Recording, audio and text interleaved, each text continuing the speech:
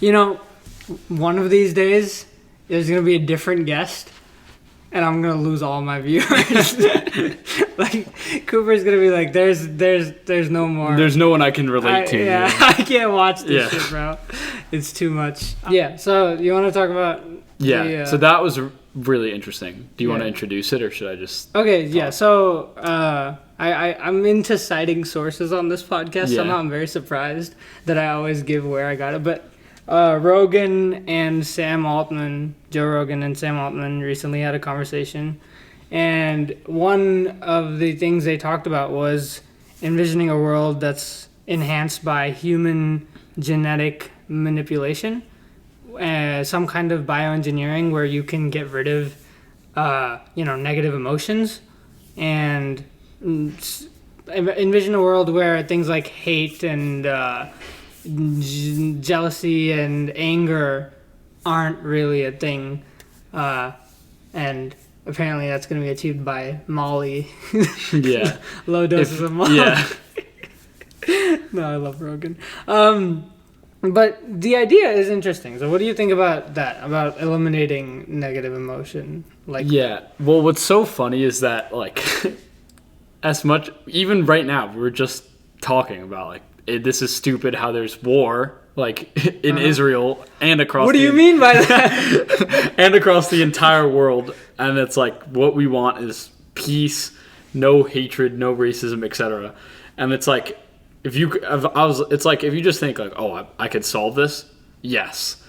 Like, why would you not solve this? But then when I think of it, really, I feel reluctant to say, like, yes to just putting everyone on Molly and making everyone... Well, forget the Molly. Like, okay, I don't mean Molly, but I just mean, like, being positive. Like, making everyone... Sure, you remove negative emotion. So, like, I would still be reluctant. And it's weird because it's like, okay, well, can't we just solve... Wouldn't that just solve everything? But I feel like you lose an important piece of what it means to be human. Okay, what does that mean? It's hard to articulate. I know this. Because let's say you add like someone invents an AGI chip. Yeah. That everyone and you're the only one that's like, oh guys, but we gotta be human, man.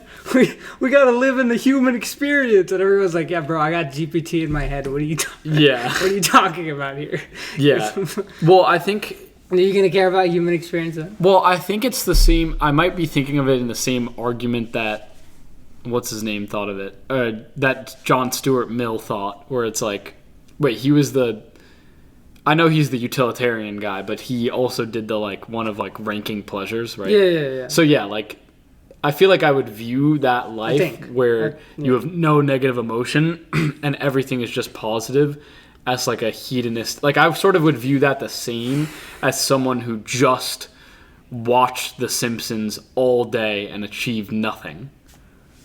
I don't think you wouldn't achieve anything. I think you'd actually arguably achieve more. Because you're not bogged down by negative emotion. But but why can't I say you're not pushed by negative emotion? You can be, but the idea here is you'd only be pushed by... So the idea would be people who are pushed would be pushed by positive emotion. People who aren't pushed anyway. And you can make the argument that some people can only be pushed by negative emotion. Yeah. Well, that's a trade-off for not having any negative emotion. Yeah. I haven't given my opinion yet, by the way. I'm just kind of playing devil's advocate. That's a good point. Okay, if we're including that people will still be cooperative and forward-looking. Well, that's actually what their case was, that there'd be more cooperation, yeah. So let's assume that their vision comes to, or his, I guess, or theirs collectively comes to bear where it is a world that's more cooperative. Because I don't think that's rooted in negative emotion necessarily. I think it is possible that we end up cooperating more and advancing faster. That's the outcome. What then do you think about it? Rationally, I have to say yes, it seems like it would be a good thing. But still, intuitively, there's some reluctance that I have. I don't know for sure why, though. I think it might just be because I think it's... Having negative thoughts are core to being human, it feels like, in some way. I mean, couldn't you make the argument that not having the knowledge of the world at your fingertips was at one point human? Because that's just how things were. Yeah, but they still had the same condition. What do you mean? Like, they still had the same innate things, like curiosity, like even... Yeah, but this would have to be... against... Yes, I'm not changing the paradigm at all. This would be something that is done.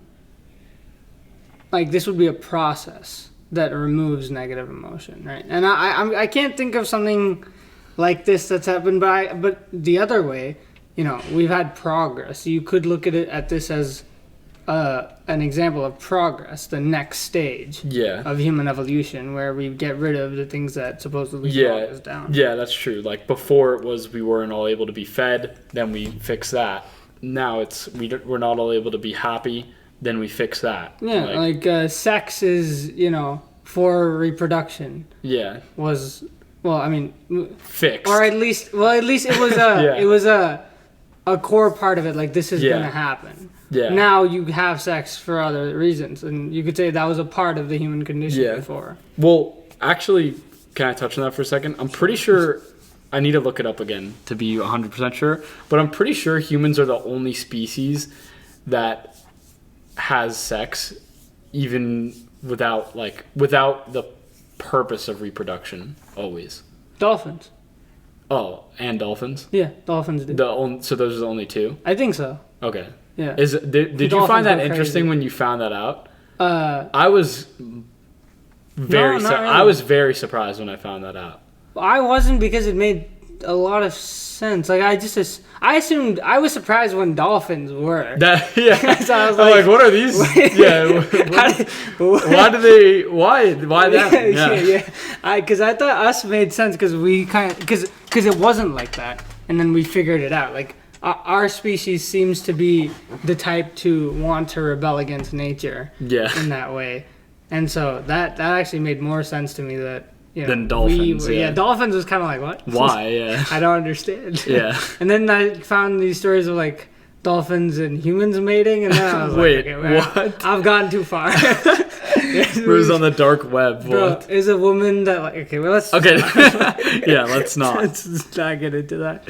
But I'm pretty sure that's a real thing and not like something I made up. But anyway, so when I thought about it, I wrote some stuff down, and it's like getting rid of things like anger, right?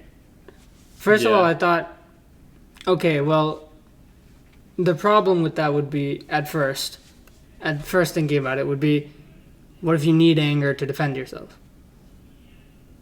But then I thought... But then it's like, from what? Well, yeah, if everyone has it, right? But then it's like, how would you enforce that? That everyone does it? Yeah. So you're saying someone could basically, like, prisoner's dilemma themselves into getting the better end of the outcome by not and they would. Letting everyone else some people literally want to conquer, and they're like, okay, so they would get all these everyone's passive I'm just gonna not do that. They would get all these like pacifist, like obedient people, because I think we could look at it from a utopian, like, oh, everyone just magically becomes that. Yeah. I think that's less interesting. Like, yeah, I agree. Figuring out if it's even possible in a social context for this to happen. Because one way is to, enforce that. And then the problem is... Because I think we can accept that it would probably be a better world. Yeah. Without things like hate and anger. I mean, I don't know. But even if it would be... Free will is the problem. Like, free choice is the problem. Yeah. And sadly, it's also the answer. Yeah. Like, free choice literally makes us who we are. Yeah. And so, that's why I feel like it wouldn't work. But I also realized, like, I haven't read Brave New World, but Brave New World by Aldous Huxley, I think, goes into these kinds of ideas, because it's fiction. It's a fictional story, but one of the great works of, human collective consciousness, and it goes into these ideas of maybe a world that was completely full of hedonistic pleasure only wouldn't be so desirable. Yeah. And I plan on reading it this year, hopefully, if I find the time. But yeah, I think that's an interesting idea to think about. Because, like, how much does the negative emotion within us... How much is it required? How much is it important? How much does it govern and help us without us knowing? Yeah, like, I wonder, my question is, if there was no negative emotions, how quickly would the human species go extinct? You know? Are we protected enough now? I don't think so. I think every system we have still relies on laborious humans to keep it. But I don't know why labor has to be related to negative emotion. Well, you have to not want to starve or feel pain. Yeah. And okay, you have to be able to feel pain to not. No, pain is fine, I think, but negative, let's say anger, hate, those kinds of negative emotions. Okay. That aren't related to, physiological. Like, pain is a physiological reaction as well. Okay, fine. Like, you can feel emotional pain, yeah, but you also feel pain. But I guess, what does it lead to? Sadness? Yeah, but also it's like, I'm more thinking like insecurity. Like, sure. Like the pain of not knowing where you're going to get your next food from. Like, that's something that keeps the world alive. Yeah, but I'm wondering, like, now I'm starting to think, where would you go from, like, what's you want to be happy. Instead of what in this world? Like, what is the not happy? Yeah, that's what I'm saying. It's hard to, like, that's why it's hard to think about, because it seems that you'd be satisfied either way of whether you were fed or not. But this brings up an interesting question. Are we driven by wanting to get away from negative emotion? Because I think so. One of the things. I think so. Yeah. Well, I don't know if I like that. Because you don't like it, as in you've accepted it and you don't like it now, or you don't know if you accept it. Well, I just realized that, so I don't know how I can accept it instantly. But I mean, not that I've never thought of that or anything, but like, it's not intuitive that the only thing we're running away from is negative emotion. Well, I think you need it. Well, the question maybe should be, can you strive for an ideal without being in a place of pain to begin with? Yeah. But, well, so when you talk about, like, sales... But then that brings up the question of, like, what the hell are we doing? Because it's like, we're trying to eradicate the suffering in the world, but then what happens if you when you do that? Yeah. Well, no, this is why you need, like... You can't do This is why you need a healthy level of inflation, a healthy level of employment, and a healthy level of suffering. No, this is what economists refer to when there's like when inflation's like at 2 to 3%. That's like a healthy level of inflation. Yeah. Like, there should be some. There needs to be some. Well, I mean, I feel like there's enough problems though that you wouldn't need. What's the quote that you always say where it's like, if humans had everything they want, the first thing they would do. Oh yeah, if there was a world where we had everything we want and there were no problems, there was no suffering, the first thing humans would do would be to burn it all down, just to see something interesting. Yeah, exactly. I think it's... Well, I keep forgetting to look it up. Well, do you believe that that's true? Yes, 100%. Okay, so... 100%. I agree. In a world where we don't somehow get rid of negative emotion, because...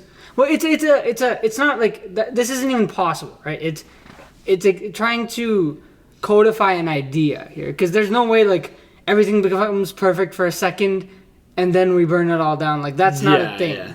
But it's just capturing the idea that what we're striving towards isn't a perfect world, but the ability to keep on striving. Yeah.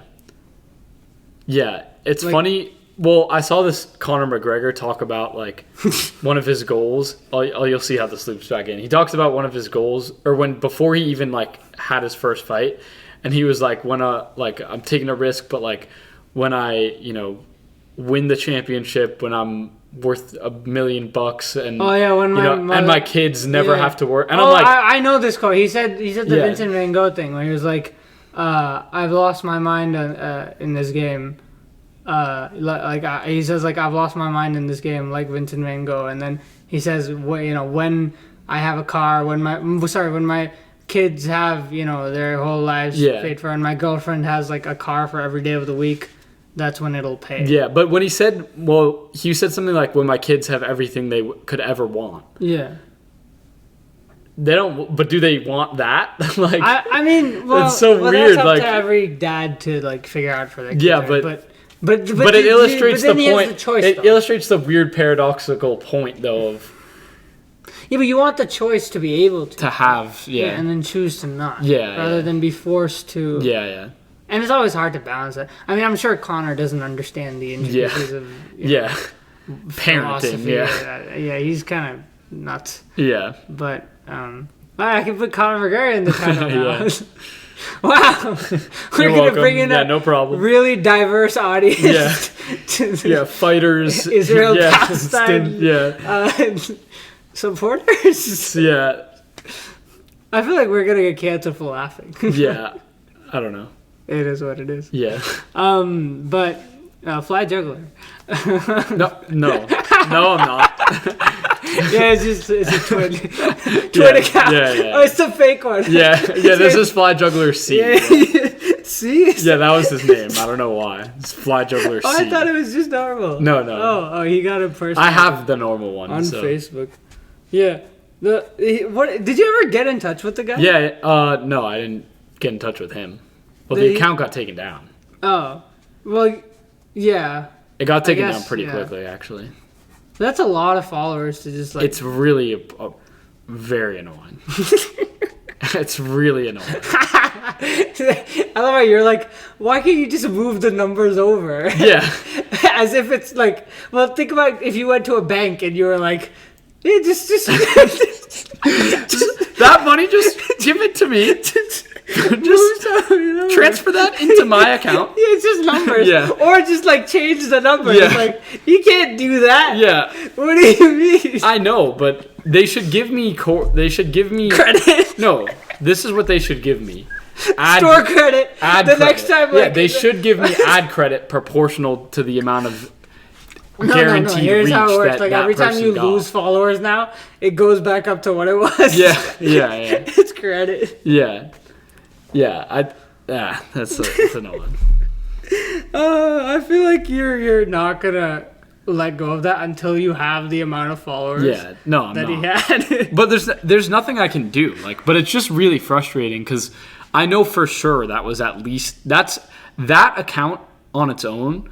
I was offered more than $1,000 a month total to put other videos on it, and that was 1/10. Like let's say my goal is to make $100K a year in passive income. Yeah, that would have put me 1/10 of the way there for life. Well, maybe not for life. Yeah, but I mean, maybe for like the foreseeable future. I know what you're saying. And it just got vanished because it's not me. Like the guy was like, I was like, oh, that's not my account. And the guy just hung up he was like, oh, it's not? Okay, never mind, bye. What do you think then? Your goal is, you talk about passive income so much, but then once you have it, you think you're going to be able to I'm scared. I'm scared when I achieve it, honestly. Well, but no, I think I will.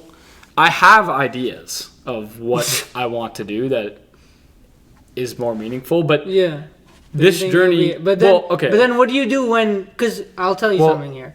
So, for the last week or 2 weeks, trying to do this YouTube thing, right? Mm-hmm. So many times the thoughts have come like, why am I doing this? Yeah, no one's watching it. Yeah. It's like, what the hell? Stop. This is stupid. Yeah. And, what's driving me now is just the thoughts of, this is stupid. Don't do this. It's a waste of time. And it's like, all right, motherfucker. Let's bring it on. Fucking just... And here's what I've decided. I'm going to keep going no matter what. I decided this today. Yeah. And I fiercely adhere to the rules that I make up on the spot. Yeah. I'm not joking. So I'm going to keep going until, if people start watching, then obviously I'm going to keep going. Mm-hmm. But I'm going to keep going until I make videos, and I'm going to keep improving. because my goal is to improve one little thing at least every video. Yeah. And I'm gonna keep going until I feel like I deserve views, and I'm not getting. And I'm so hard on myself for the stuff that like it's gonna be a pretty good video when I think I deserve views. And if I still don't have views, then I'll revisit this idea. The question of quitting. Exactly. Yeah. It'll still come because my mind's a bitch. Yeah. But I've written this down. I'm gonna remember it. Like I don't even know. I'll write it down if I haven't. But I'm not. That's when I revisit this question because I don't care. It's so dumb. Like I want to do this, but it's so annoying like, to not have any what is perceived as success. Even for you don't even have can't ignore you don't it. even have feedback really. That's what's really well, weird. I could get that though. I could. No, get that. but you don't have feedback in the sense like when you're at the very what beginning. You're doing wrong. You have no views. Yeah, you have no idea whether it's not like did this video do better or worse than the last one? It's all of them got nothing.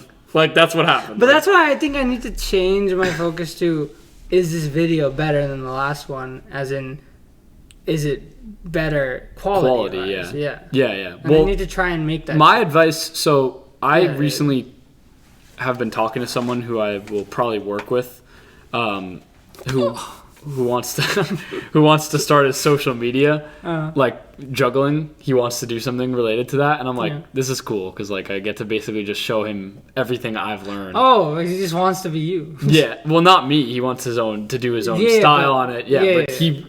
But he wants to, and like the sensei. He honestly he's pretty new to juggling, and he wants to basically document and use his juggling progression as a story to explain that. As an inspirational story that you can achieve stuff but you have to actually practice it and put time into it. But if you do, it will pay off. Essentially, is his goal with his channel. What a stupid fucking idea. No, I thought it was pretty cool though. No, it is. Yeah, of course. And no, I keep having. Anyway, go ahead. I'll talk later. Wait, where did this play into? Wait, what were you just talking about? Right.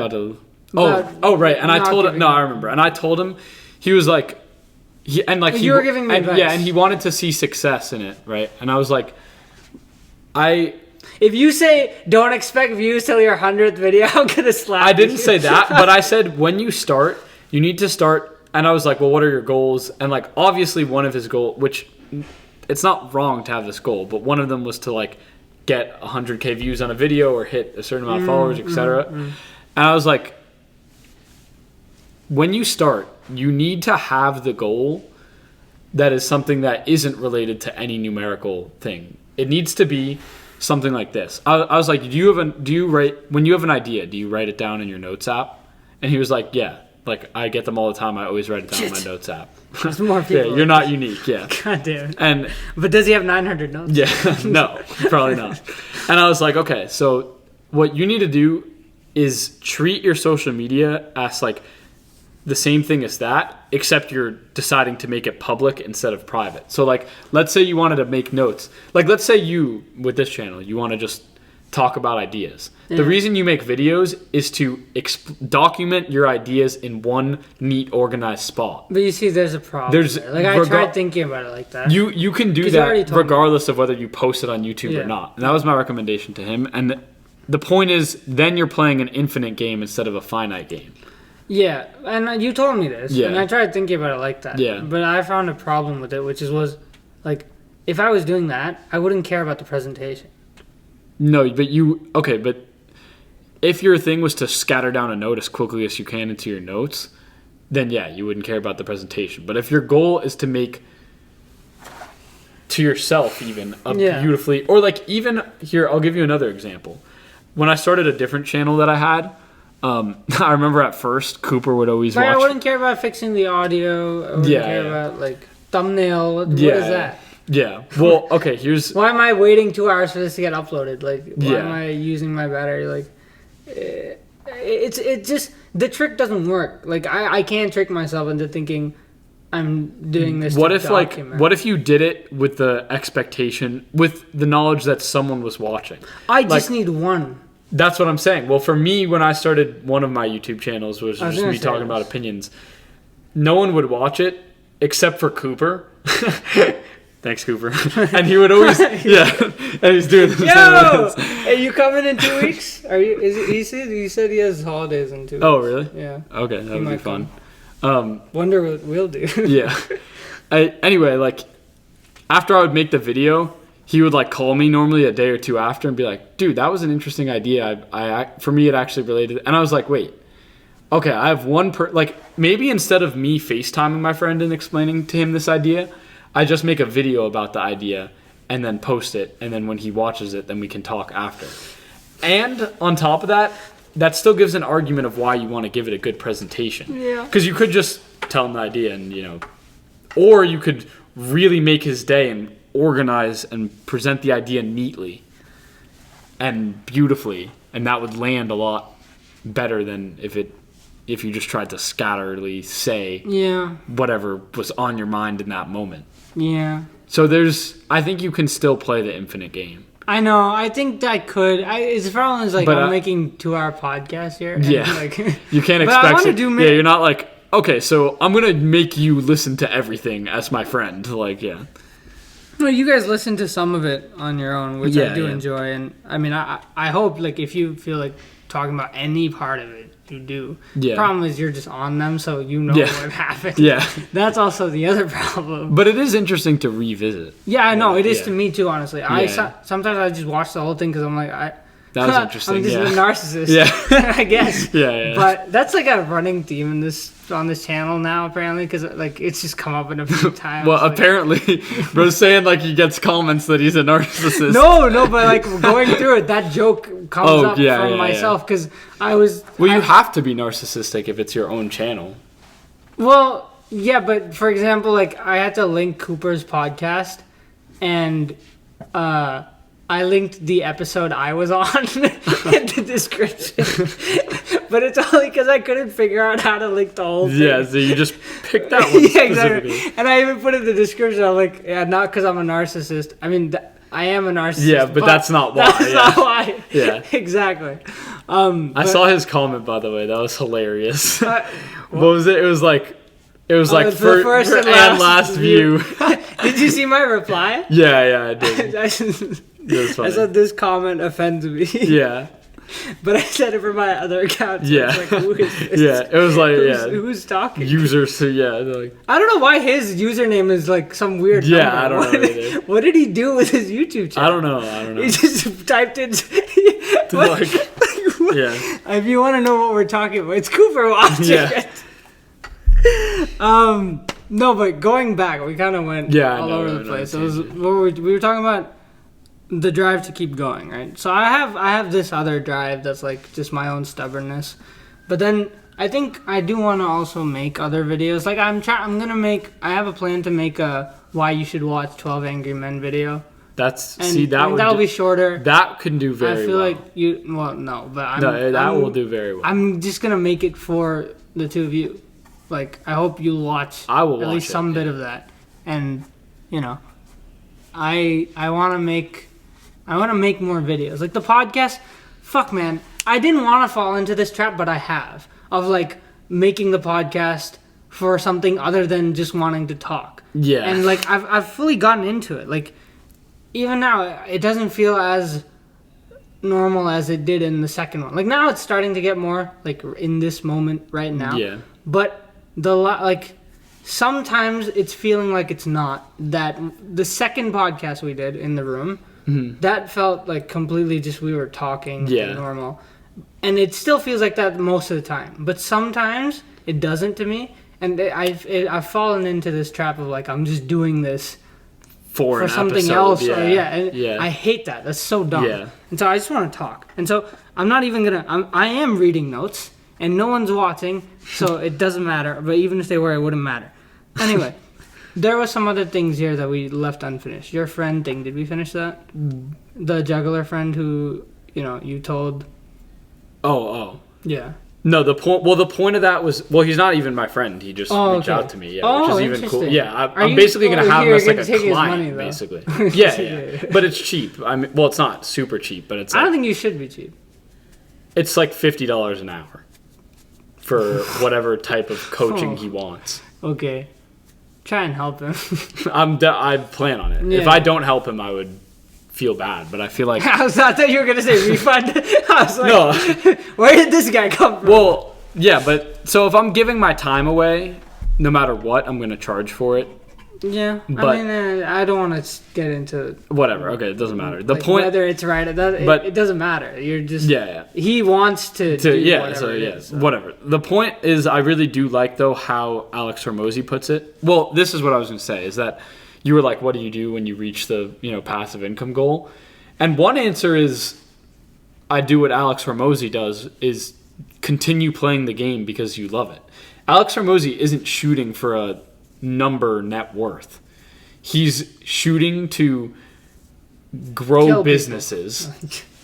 Yeah. You know what I mean? Like that's just his goal, is growing businesses. And honestly, I also find that extremely interesting and fulfilling. And no matter what number I hit, I'm certain I can still find. Yeah. I could hit any number. It doesn't matter. It would be interesting to me to see how I can make this take whatever this business is doing, and in 6 months double the value of it. Yeah. It's like, whoa.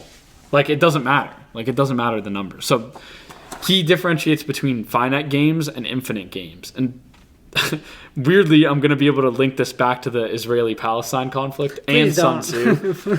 Well, into any war principle, which is that, like, when I'll do the Sun Tzu version. Yeah, maybe why do you need to link it back to I don't you need don't to. at all. I don't need to. They already clicked off, bro. The Sun Tzu idea, which is like when you have the person, give the person who you're trying to defeat. I'm getting nervous about putting them in the title. I'm gonna do it, but it's like give the person you're trying to defeat a way to forfeit. Because if you give them no way out, they'll fight for their survival. Huh? Like, yeah, but how is that related? Because so the difference is, it's the same thing that happened in the Vietnam War, when Vietnam was fighting for their life and the U.S. was fighting to win a country that they didn't really care that as much about. Yeah. Like, the reason that that Vietnam is able to defeat a way bigger military power. Well, there's lots of reasons. I'm not gonna oversimplify it crazily, but one of the reasons is because they were playing an infinite game, which is they're fighting to live. The U.S. is fighting for territory or ideology. You know what I mean? And when you're playing an infinite game, you always beat the person who's playing a finite game. The sickest transition of your life. Okay, cool. No, but keep going. Yeah, no. When the goal is to play infinite games and not finite games, and so when we were looping this back into like fulfillment, if you play a finite game, like hitting blah blah blah passive income, you're screwed, because what do you do after that? Like, you have to play an infinite game, like Mr. Beast is playing, making the best YouTube videos possible every time. Yeah. It's an infinite. He can do that till he dies. Yeah. Like, you can just keep one up. Yeah. Himself. Yeah, it's weird to think that he actually could probably. He could one-up it until he dies. It already seems hard to. And I believe that it. Bro, based on video, what I've seen that he does. I don't know if he one-ups himself every video. I think he is on an average trajectory upwards every year. Yeah, that's... Because the Squid Game video was pretty crazy. Yeah, there's obviously like marginal returns. It's like once you have a $10 million set, an $11 million set isn't going to be like that much better than the difference between like a 10,000 versus like. Yeah, but then you could do crazier shit though. Like you could go to the moon. Yeah. You know?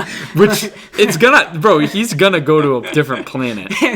I guarantee. Today we're battling 5,000 Martians versus 5,000 humans. Yeah. Winner gets this piece of Mars.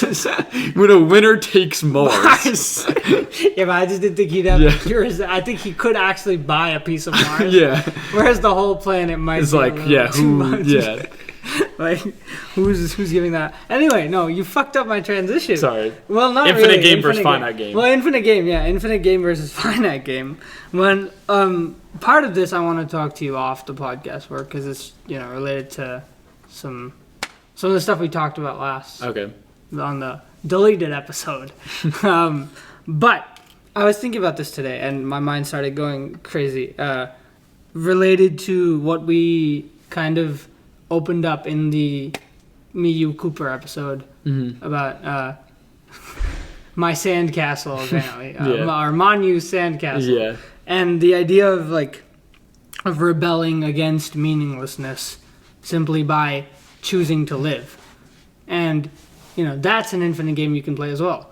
Yeah. It's like, I mean, you don't want to kill yourself, but if someone did, or if someone just didn't have meaning in their life, finding meaning in the rebellion against choosing to do nothing, that call to do nothing, is enough to stir meaning.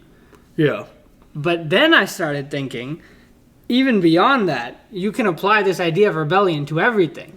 It's like, be kind when it feels impossible. When you've had a shitty day. When you've had the piss kicked out of you by life.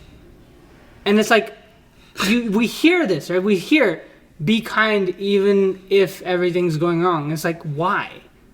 There's no, like... Yeah. Nobody says why. Yeah. I was thinking about this, like, you know, they just see it as a virtue to do that. That's not enough. Yeah. Like, how do I care about being virtuous if I'm having a shitty day? Yeah. And it's like, why would I, you know... And some people are just, like, I've had days where I'm bad and I'm like, okay, I'll just be nice to be nice. And maybe underlying there, you kind of know this is true. But now I'm actually codifying it, and it's this idea of rebellion. You can find a little piece of meaning by being nice to the girl at the counter for your groceries when you've had the shittiest day of your life, your mother just died, and you're kind to her, even though your life is going terrible. You rebelled against what you're supposed to do in that moment, or what you're even justified in doing. You're rebelling against that by being kind to this person, and you know that's a good thing to do, but the fact that you did it in spite of being completely... Like, if she knew your mother died, she wouldn't... Be mad if you got mad at her. Or just, you know, give her a pissy answer and walked off. But you rebelled against that. And that's... If you understand that concept, you can apply it to so many places. That's interesting. I did not think about applying exactly. And I was thinking about how this is just like a toolkit to apply to different places. And it's like, I wrote down a few. And, I mean, you can use this to live the life you want. It's like, why live the life you want? Or live the life you want, you really want that is still against the social conventions. Like, other than... See, just wanting to do it isn't enough. Because you have reasons to not do it. The reasons are like, you know, socially, I'm anxious, I don't want... my parents upset, make my friends upset. Yeah. So, having an underlying reason to buttress you against all that, here it is. You find meaning in rebelling against that. Taking exactly what is... This seems so obvious now when you expand it outwards, but if you conceptualize what is stopping you from living the life you want, actually living that life, just the act of doing that will be your meaning. You can find meaning in simply being yourself. And it's like, be yourself. Why, bro? Yeah. Being myself sucks sometimes. It's like, I have to endure humiliation. Yeah. And, you know, but you can find meaning in it. Yeah. If you understand this idea, if you understand my Sandcastle coming soon. And I'm gonna make this something, but if you understand the underlying ideas here, I really think people can use this and apply this to being who they want to be, because there's another reason beyond just what you want. It's meaning. You can find meaning in this. In being who you are. You can find meaning in living the life you want to live, because just the act of rebelling against whatever's holding you back, there's an added benefit to that. You don't have to wonder, why am I doing this? It's because the act of doing it itself is meaningful. Yeah. And you can't explain meaning. Yeah. There's nothing else there. There's nothing... What do you explain? It's just a feeling. Like, you know it when you have it. You know it when you're moving towards it. But this is one way to get it. And, now I have an answer to Cooper's question about, like, practical ways to find meaning. It's like, do what you want to do and understand. You have to understand this. Understand that the act of doing it despite whatever is stopping you, rebelling against that rebellion, and you have to understand the underlying, like, living despite there being no meaning in this world. Despite... The fact that living itself is a sign of meaning, right? Is the substructure that you have to understand. Exactly. Then apply it everywhere else. Exactly. Yeah. Whew. Yeah. No, that is a fascinating extension from the podcast. Manyu Sandcastle. Yeah, I didn't...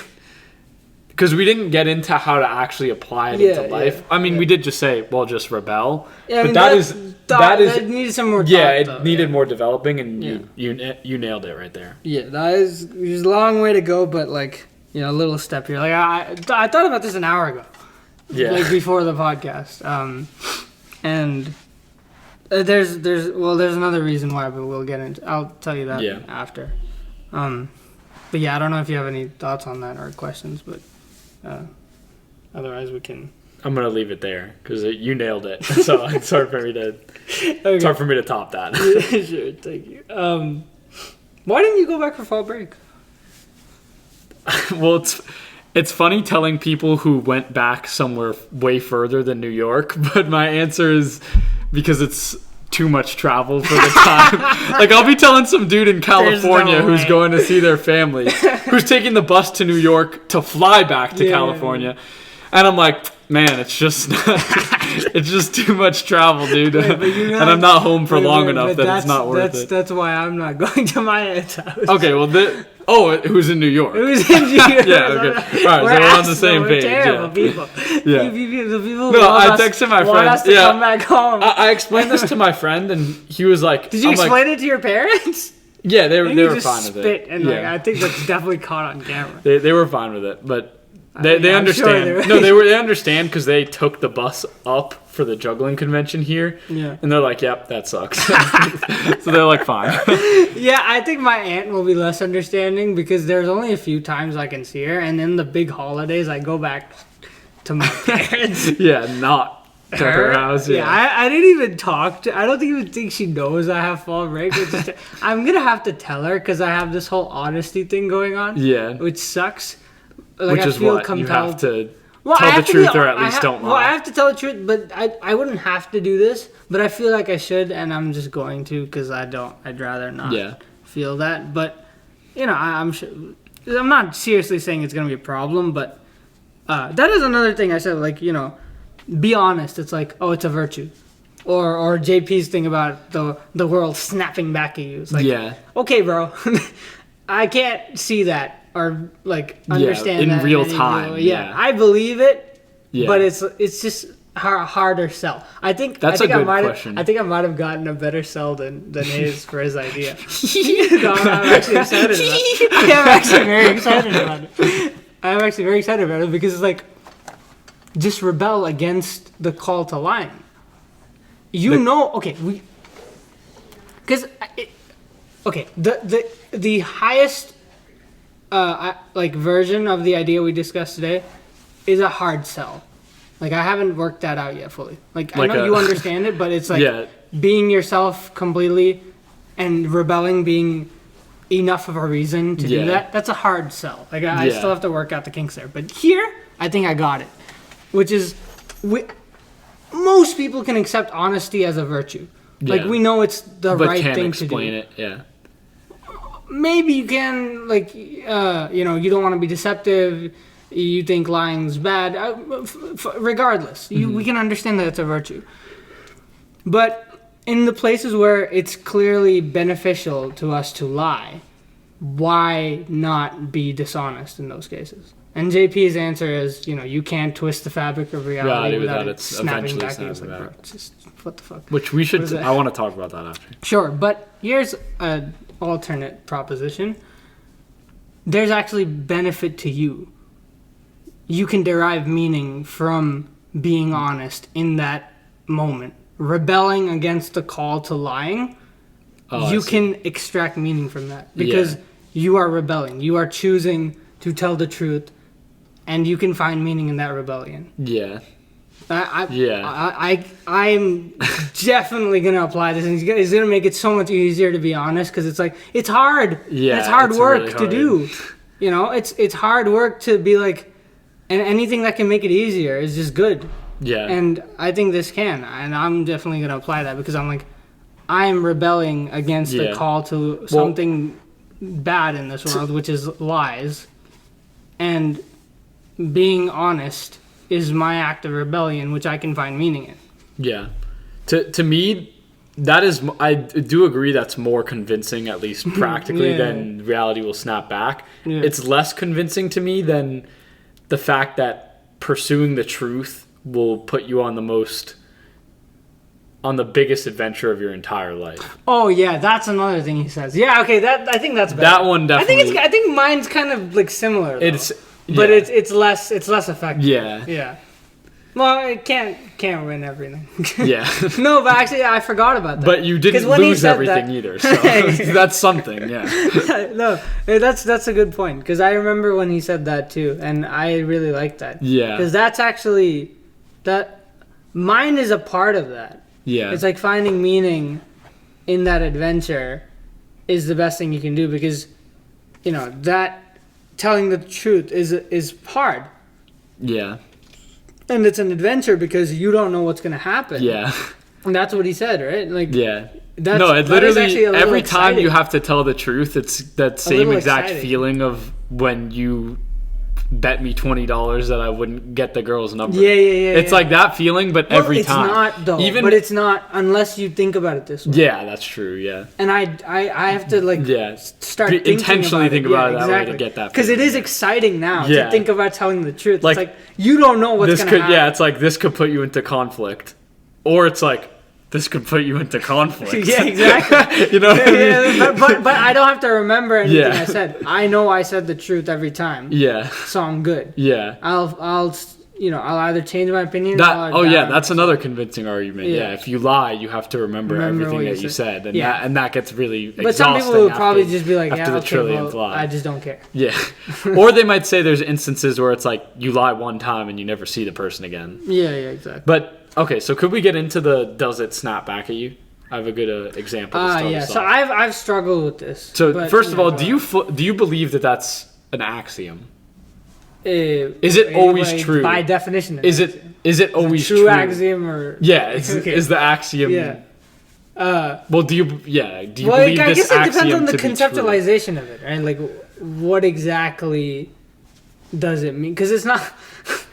It's not falsifiable. Like, okay, let's say a Ponzi scheme, like the guy who invented it, didn't get caught till he was nearly dead. Or I don't know if he got caught before or not. But let's say someone like that pulls off a scheme and dies before they get caught. Yeah.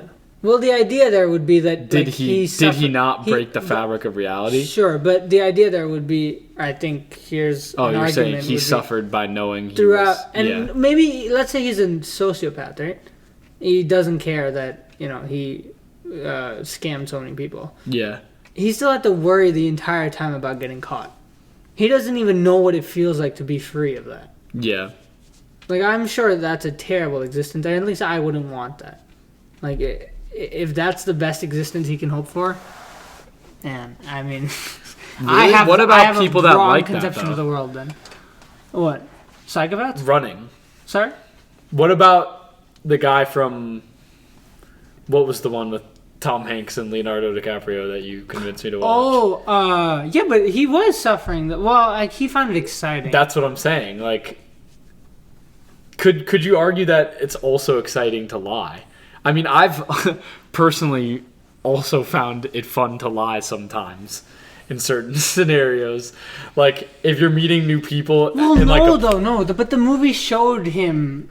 No, not at the end. Throughout, having moments of fear and anxiety, and by the end, he could have the thrill without the anxiety. Yeah, because he switched to the right side, and he could just have fun. It wasn't as high. Yeah, but it wasn't as low either. Yeah. And he knew he was doing something for good. Yeah. But it does bring more nuance into it, because it's like he was also a product of his upbringing and his environment, right? And so that adds to how he perceives the adventure that he's having. Like, he thinks the world owes him something, and so he's taking what he thinks he's owed. Yeah. And the reason that makes it different is, well, I'm not sure if he thinks he's doing something dishonest. Yeah, he thinks what he's doing is righteous, even. Exactly. Yeah. That's where it gets dangerous. Yeah. And I really would like to talk to JP about it. Yeah. Maybe we can be like ChatGPT, respond as be Jordan Peterson. He's like, I cannot be a fascist. Sorry. Alright, bro. Showing your PC colors there, bitch. Yeah. Nah, but it's like you say anything, it's just like, up yours, woke more. It's like, what do you think about this scenario? It's like the line between order and chaos. I think you might have misunderstood my joke. No, I understood the joke. Is that it would deem him too controversial. Oh, okay, sorry. But I think it would also be funny. Yeah, funny. That's a good skit. That would be hilarious. Role play as JP. It's like, okay. It's like, I want to get lunch today. What should I get for food? Yeah. The line between order and chaos. It's like the line between chaos. Yeah, it's like, how is this helpful? Oh my god. What's a good comeback to my brother saying I smell? Up yours, more or less. Yeah. Talk as Mike Tyson. How do I beat up my bullies? It's just being a boy. Yeah. You gotta understand. Yeah. Why am I doing like I forgot the actor's name. Shoot. What did he play? Who did he play? No, it's the action guy. Tom Cruise. No. James Bond. No, the really bad action movies. The Transformers. Oh, this is gonna piss me off. No. You'll remember God, when you watch it back. I guarantee. Yeah, well, I'm gonna know. I can look it up, and it's like, I don't even know if it's it, bro. I'm just gonna find this really quick. We're gonna cut this out. It's an action movie. Well, no. Dungeon. Well, didn't you have things to talk about, by the way? I had one thing. Bro really came prepared. Yeah. Well, I thought we were just having genuine discussions. Oh, yeah. Well, yeah, but you could have like well, you haven't brought up a single thing. Well, I do want to go. I'm joking. Nicolas Cage. Oh yeah. Oh my god. Bro, Nicolas Cage. I do want to go more in depth, actually. Though on the like, can you get away with stuff without reality? Yeah. So back. There you go. Yeah. So. Because I honestly, it lands well and makes sense when JP says that, but at the same time, I feel like I've seen people get away with stuff without reality. Like, I definitely have seen what he explains, which is something happens to someone and they're like, why did the world unjustly target me? But really, when you track it back, it was their fault. I've definitely seen that. But what I'm not so sure is that every time you twist the fabric of reality, it eventually snaps back at you. And well, I think it's just I think it is more of a guideline to follow, because most likely it might be one of those metaphorical truths where the scorpion doesn't kill you. Yeah, exactly. Type beat. Well, it doesn't kill you? What do you mean? Well, saying it's not true that it will always kill you, but saying that is helpful. Yeah, because most likely you will get hurt. Yeah, exactly. Yeah. And another way maybe to think of this is, you lie once, you get away with it, you start doing it more, and then eventually it will. You can't get away with it. Yeah, exactly. So I should lie once. You knew I was going to say that. You can, but that lie might cost you. Yeah, every lie. I guess that's the takeaway. Every lie might cost you. It might cost you, yeah. Yeah. But I think he does actually believe that whatever lie you tell will snap back at you regardless. I know, but But I wonder if he's just. I find that hard. I wonder to fully if believe. he's just internalized the metaphorical truth, and he's okay with, because the way like the gun people do, like, a gun owner will always check the barrel. Yeah. Even if they know it's empty and they just checked it. Yeah. And they'll never point it at someone even if they know it's empty. A really, actually, a super funny example of that is, like, if you press, like, there's a whole Key and Peele skit about this. Like, the walk button when it's, like, the light turns? No. Walk? Or there's another good example. It'll be, like, a door's locked. Yeah. And another, I just will try it and it's locked. And then another person comes and they're about to try it and I'm like, it's locked. And then they still try it anyway. Oh, it's like, well, you thought I was lying? Like, what? I want to get in there too. Like, but what's funny though? No, but I do that too. Like, even when it's someone I trust, like, it'll be like you telling me the door's locked, and I'll be like, oh, okay. And then he'll check. I don't it's like, but the one with the Key and Peele skit is like the walk thing where it's like you press the button for the light to change. What? Oh, yeah. Oh, I've seen that. And he's like, oh, did you press it? And he's like, yeah. He's like, I might just press it again. It's like, no need. I already did it. And he's like, I might press it. But doesn't like a while go on? Yeah. And like he's like, yeah. Why isn't it changing? Yeah. No, it was a good skit. It was pretty funny. No, Key and Peele are funny. They're I haven't great. seen much of theirs, but like you need to start binging some of their shit. I was worried I'd just get I'd get into a binge. It's worth it. I've seen the one where it's like they have some funny stuff. I've seen the one where it's like they announce and homosexuals on stage. That one's hilarious. The guy's like every time. Yeah. And it's like he starts like hiding under the bench and shit. Yeah. And it's like going in like five. Yeah, he tries to point at the guy who looks gay, and then he is a girlfriend. Like, there's two. Well done. Well done. They did a great job. That last one killed me because it's like looking for him, and then it goes in five. It's like, you are gay. You have to be gay. Yeah. Oh my god. Put that in the title too. Yeah. It's an amazing way to like make a gay joke without being offensive at all. Yeah. Like it's just like, I'm just not gay. Why are you doing this? It's just good. No, it was funny. Yeah.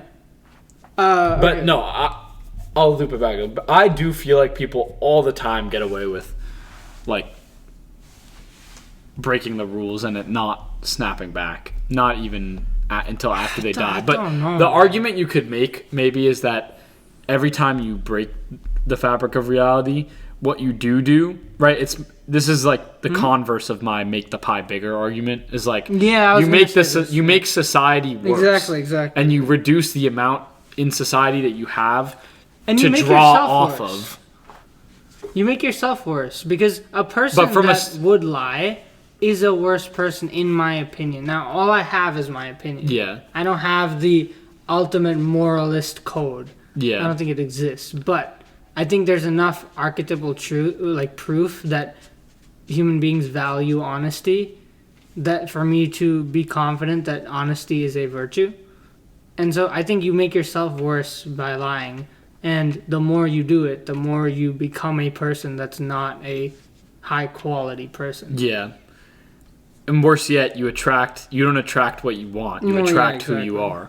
Well, exactly. And so the only people who you're going to be left with are, like when someone says like, man, the only people who I seem to meet are snakes. Mm-hmm. That's because you are a snake often. That's because the people who you're attracting are you. Uh-huh. Bro, it's funny, like, I was just looking through my notes to see if I found something interesting. Yeah. And this I wrote, like, 16 June 2023. I don't think we would have met at that point, right? Or is that this year? No, we would have met. June? Is that this year? This year, yeah. Is this year? Yeah. Huh. That's this summer. Yeah. I don't want to read this anymore. Why? Well, I don't remember when I wrote it, honestly, but like, okay. I do. June. No, I'm kidding. No, like the moment in time. Yeah, I know. I wrote, You made it to Cornell, ... But you haven't gone any further. You've plateaued. This is the first time I've recognized it. I learned a lot my first semester. I can't say I learned much this time. Not something I can carry forever. I guess I was thinking about like classes. And because you didn't have Intro to Japan. Yeah, exactly. That was fucking... Dude. And maybe I could have. And I think that was more me like focusing on the classes instead of things outside that I wanted to do. Yeah.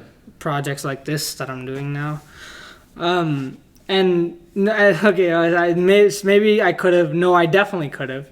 But it's okay. Everyone stumbles. What I will not allow you to do is stay here. Get the fuck up and move. Knife emoji. Move.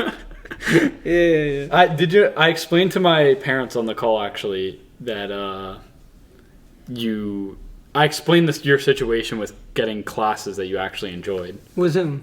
My parents.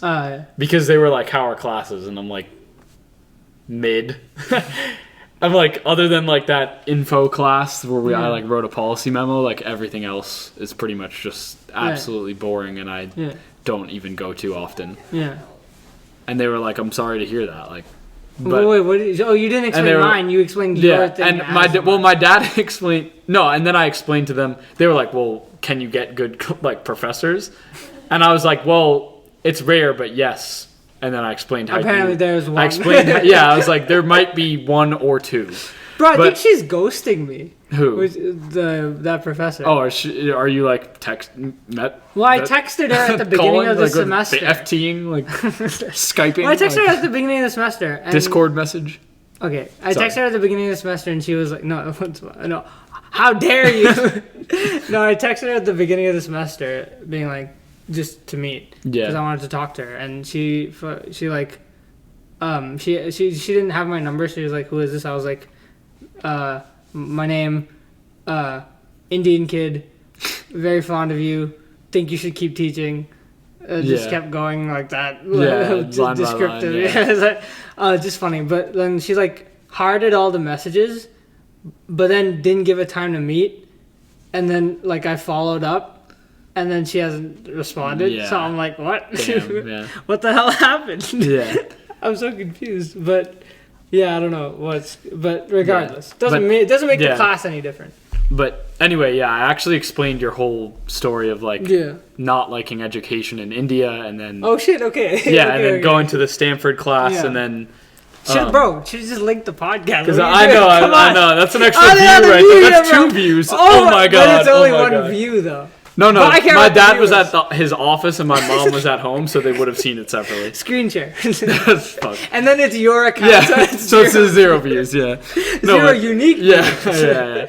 It's still a view. Yeah, but anyway. And then YouTube takes it away. Yeah. What? Yeah. But that's what I explained that, and then I explained how you. What was their reaction? Took a bunch of classes and audit.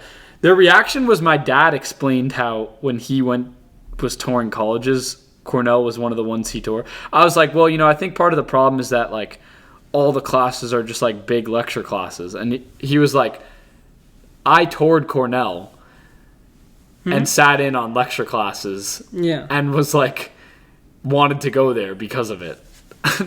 Yeah, exactly. And I'm like, I don't know what happened. Like, he was like, lecture classes aren't the problem though. And I'm like, honestly, you're probably right. And then I explained because you had professors that did lectures that weren't bad. I mean, for me, the problem is, and we can get into, the problems with education on every podcast, but it's more just that most classes I go to don't really make me think. Did you know Harvard recently got voted as the worst campus? I don't know if it was within the Ivy League or just in general. If it's in general, that's so nuts. But at least within the Ivy League, for the worst in terms of free speech. Really? Yeah. I don't find that surprising, actually. Well, I find it horrifying. I don't know about... But, I hear the way my dad talks about, his experience with college and how much he values this American education and higher education that's quality. And I just don't see it. Like, I see an atmosphere here. It's like it's like the ghostly remains of something great. Yeah. But and every once in a while, there's like a little glimmer. There's like a whack-a-mole that comes up, that just fucking gets whacked, just instantly, just fucking hammered Get down. Get the fuck out of here! Who do you think you are? Trying to be good? Yeah. Here, no. But it's like because there's this system of meeting amazing people that's here. That you can't get rid of that because the selection process is so hard. So that's in place. The beautiful campus that's in place, but. The academia, I just don't get it. Like, I don't know if it's me that, just has a different experience than people, from the last generations that I've talked to who, had such life-changing educational experiences here. I don't know what they're on about. I mean, it can't just be sciences, and even the sciences. Well, the science kids are just trying to survive, not kill themselves. I don't know what. Yeah. Like, who's living it up here? Yeah. I don't. In terms of academic, and you've done everything to audit classes and get. Bro, I tried so hard because I thought and got 2 total or like 1.5, like. Yeah, maybe 3, maybe. Yeah. Definitely nothing close to the first one with Intro to Japan. But, bro, do you think I want to have this thought? Like, my thought was, okay, I don't have to educate myself anymore. Yeah. Like, I'm done. Finally, I can rely on... on... institution that's other people whole goal to do that. is to... And it's like, oh my God. Yeah, but... Well, the other thing I was going to bring up, we can go into this if you want or not, was that I also talked to them. Actually, I have 2 things, but the first one is I finally decided to bring up to them. Remember how we were talking for a while about whether or not, or that you choose to not really think about how much your parents pay for college for you. Mm-hmm. So I finally Thanks for bringing that up. Yeah. Sorry. No, I'm joking. He never said that. No, I'm joking. I asked them about No, I meant like you made me think about it now. Yeah. I asked them about that. They don't even know my channel exists. Yeah, that's true. I asked my parents what I explained to them the whole thing, which is like, I know you guys sacrificed a lot to pay for this and all my education. What do you want me to get out of going to college?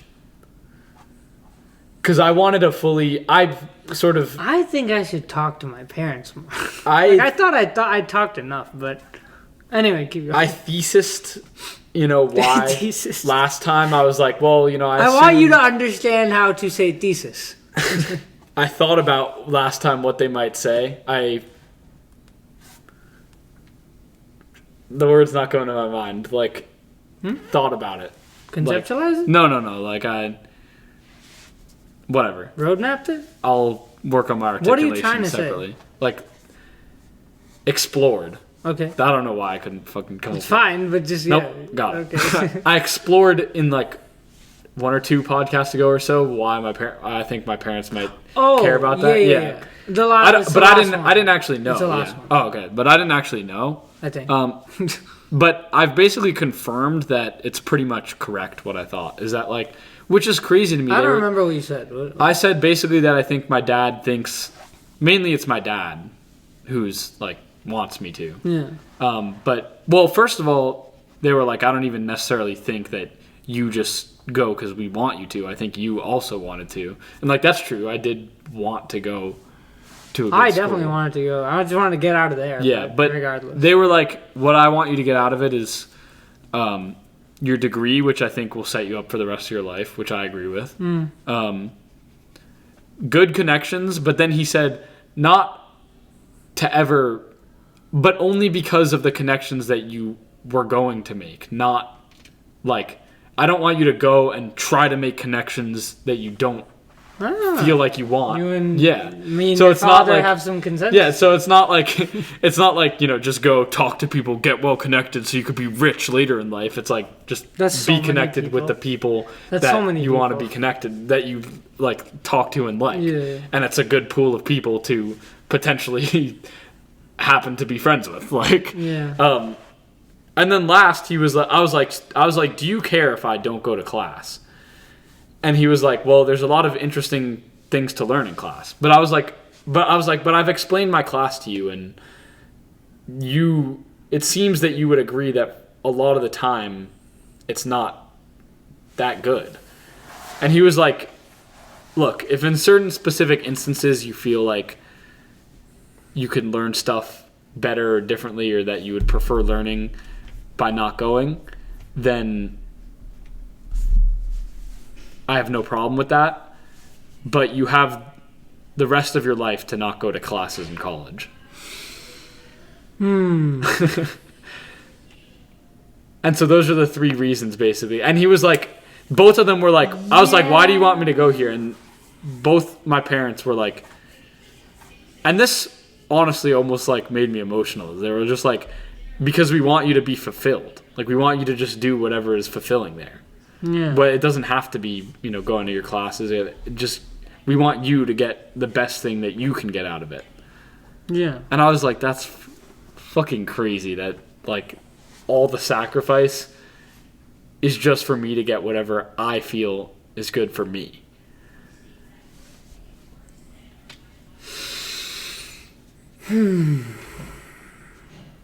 Yeah.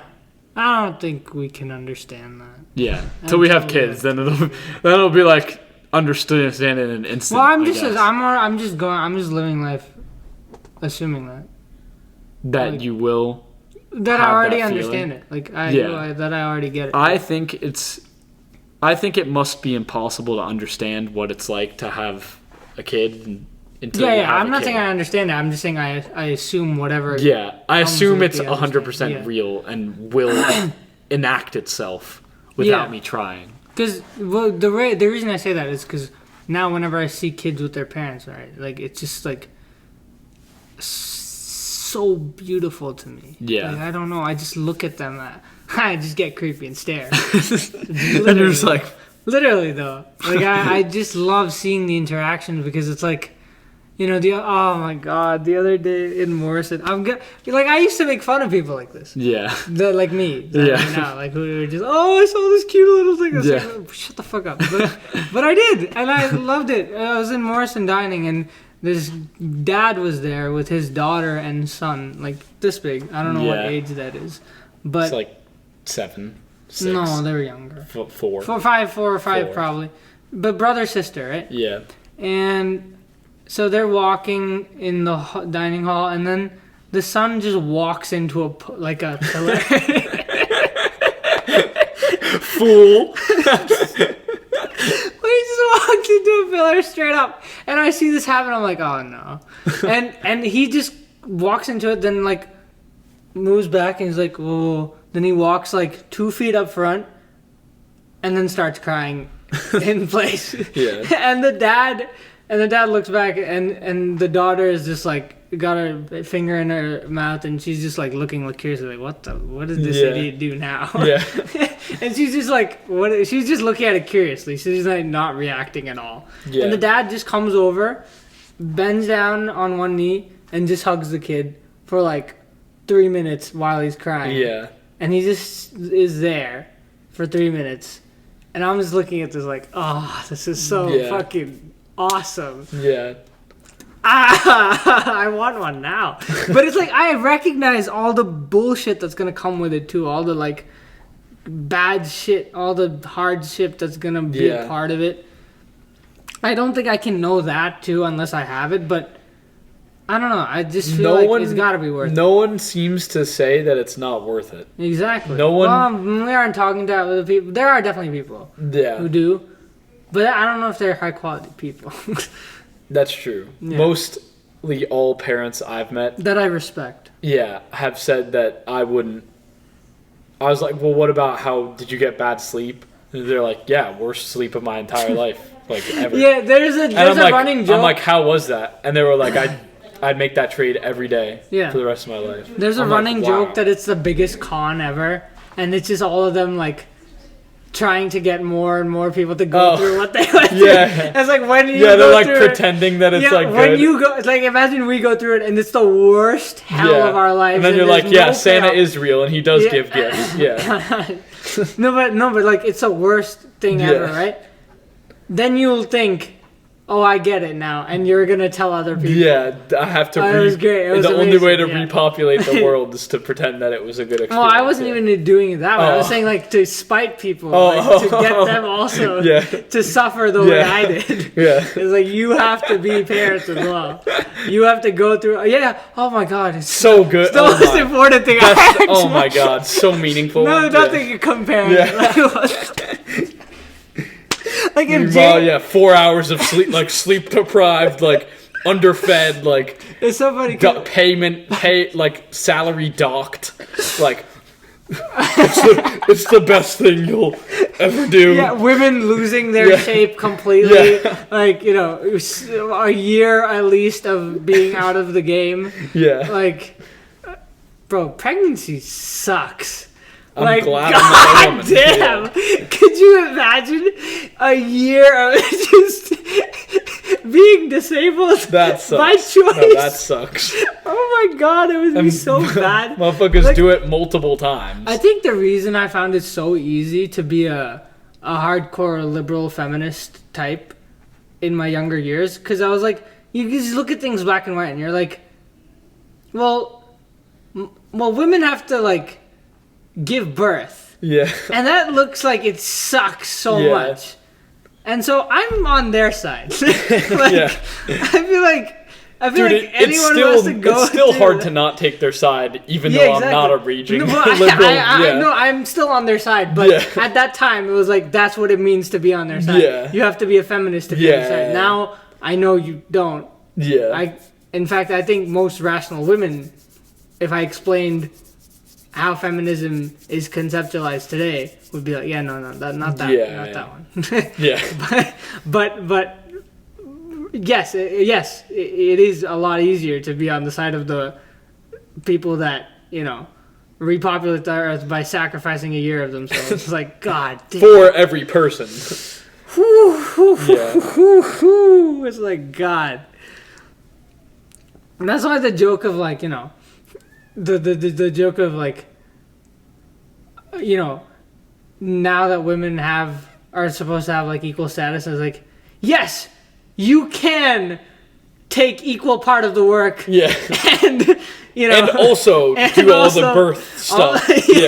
And also, share in the workload and do half split the bill. Yeah, exactly. Of course. And be drafted. Yes, of course. We sell it. Why would we? Yeah, it was. Yeah, I saw a skit like that. It was like, you had everything you could have wanted, but you baited us into doing all the construction, all the garbage, all of that. Where are you going? Like. Yeah. Now you want all the corporate jobs too? Yeah. No, but I mean, there's nuance here, but it's just funny. Yeah. Like, it's just we're not getting into gender. Yeah. Pay gap. Are you? But let me go back to something real quick. When you were like, shocker, organizational, or like, there would be no point of making videos structured if you weren't showing it to anyone. Would you not want a perfectly well thought, organized, and explained video of the Joker Batman flashlight scene for it to exist? I gotta make that. Would you not just want that to exist? I gotta make that. Regardless of if anyone sees that, I believe that needs to exist. Well, even for yourself to ever go back. Okay, that's okay. I believe it needs to exist. I'd be okay with one person. You can't give me one person. I'll watch it. Yeah, I know. I'll watch that's it enough. 10 times. That's enough though. That's enough. The problem is like I just know the podcast there isn't a person, and so once there is at least just one person who actually wants to watch the whole podcast, I'm good to churn it out. Yeah, that's the only struggle right now, a little bit. But I will. I think I'm gonna start making more videos to fulfill that part. And but that thing, I think, even if I were you, at least for myself, I would want a video of me explaining to the T that moment, organized, like Oh yeah, sure. Pretty much scripted and okay, well maybe, thought through. Yeah. And you could refer to that for the rest of your life. Yeah, that's one thing. Isn't that nice? It's there for the rest of your life. As a time capsule, I do like what we're doing. Yeah. Because I'm gonna look back at this and be like, yeah. Like, I Did don't know we how develop much, these I don't ideas? know how much you're gonna care about like your 20 different side hustle. 20 different tricks. Shuffled passive and, income idea. Like I don't know how much 10 you're gonna billion care about content each one. idea. Yeah, Exactly. Yeah. Like, I think maybe the philosophy ones that you upload on your YouTube channel, you might look back at those more and be like, oh, that was. Well, one was. Because I look back at videos from like 5 years ago, and I'm like, that's awesome. I know. I appreciate videos so much more now. One was a message to my future self of my opinions on abortion.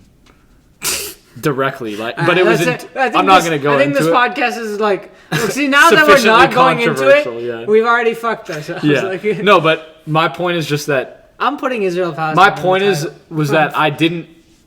At that time, I thought my beliefs in that topic were pretty rock solid. Yeah. And I thought they wouldn't really change. Yeah.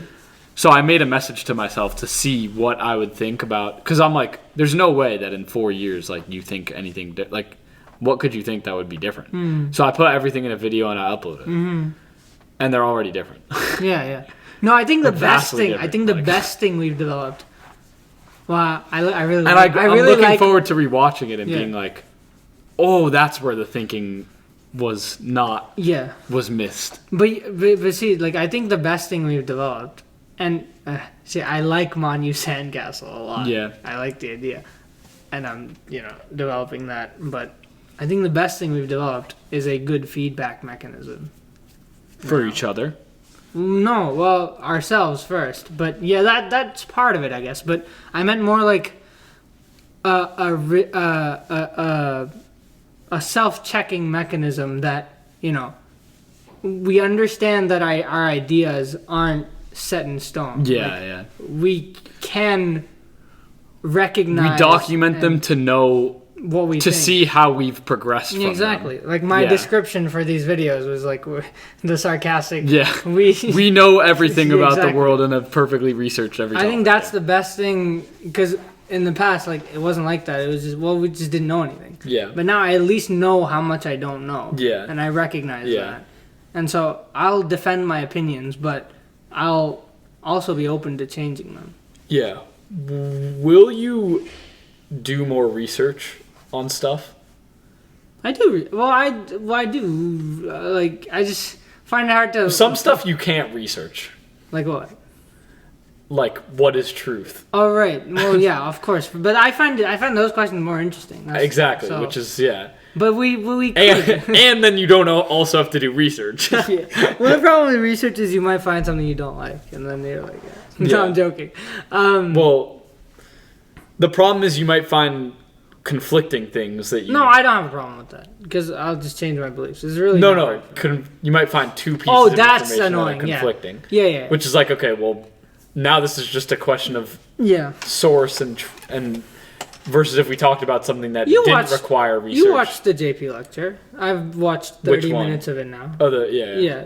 So he talked about the two conceptions of the world, broadly speaking, about the facts of the world and then how to live with the world. Yes. The second question is because this part I didn't write down. Interesting to me. Yeah, this is the part where I didn't write down, but I'm glad I remember. I'm glad that I didn't just forget it, even though I didn't write it down. It was about how, like, you can conceptualize that as just facts, or like the neural network that interacts with like your creation. Or it was like, he was like, when you see a cliff. Wait, were you at this part yet? I don't think so.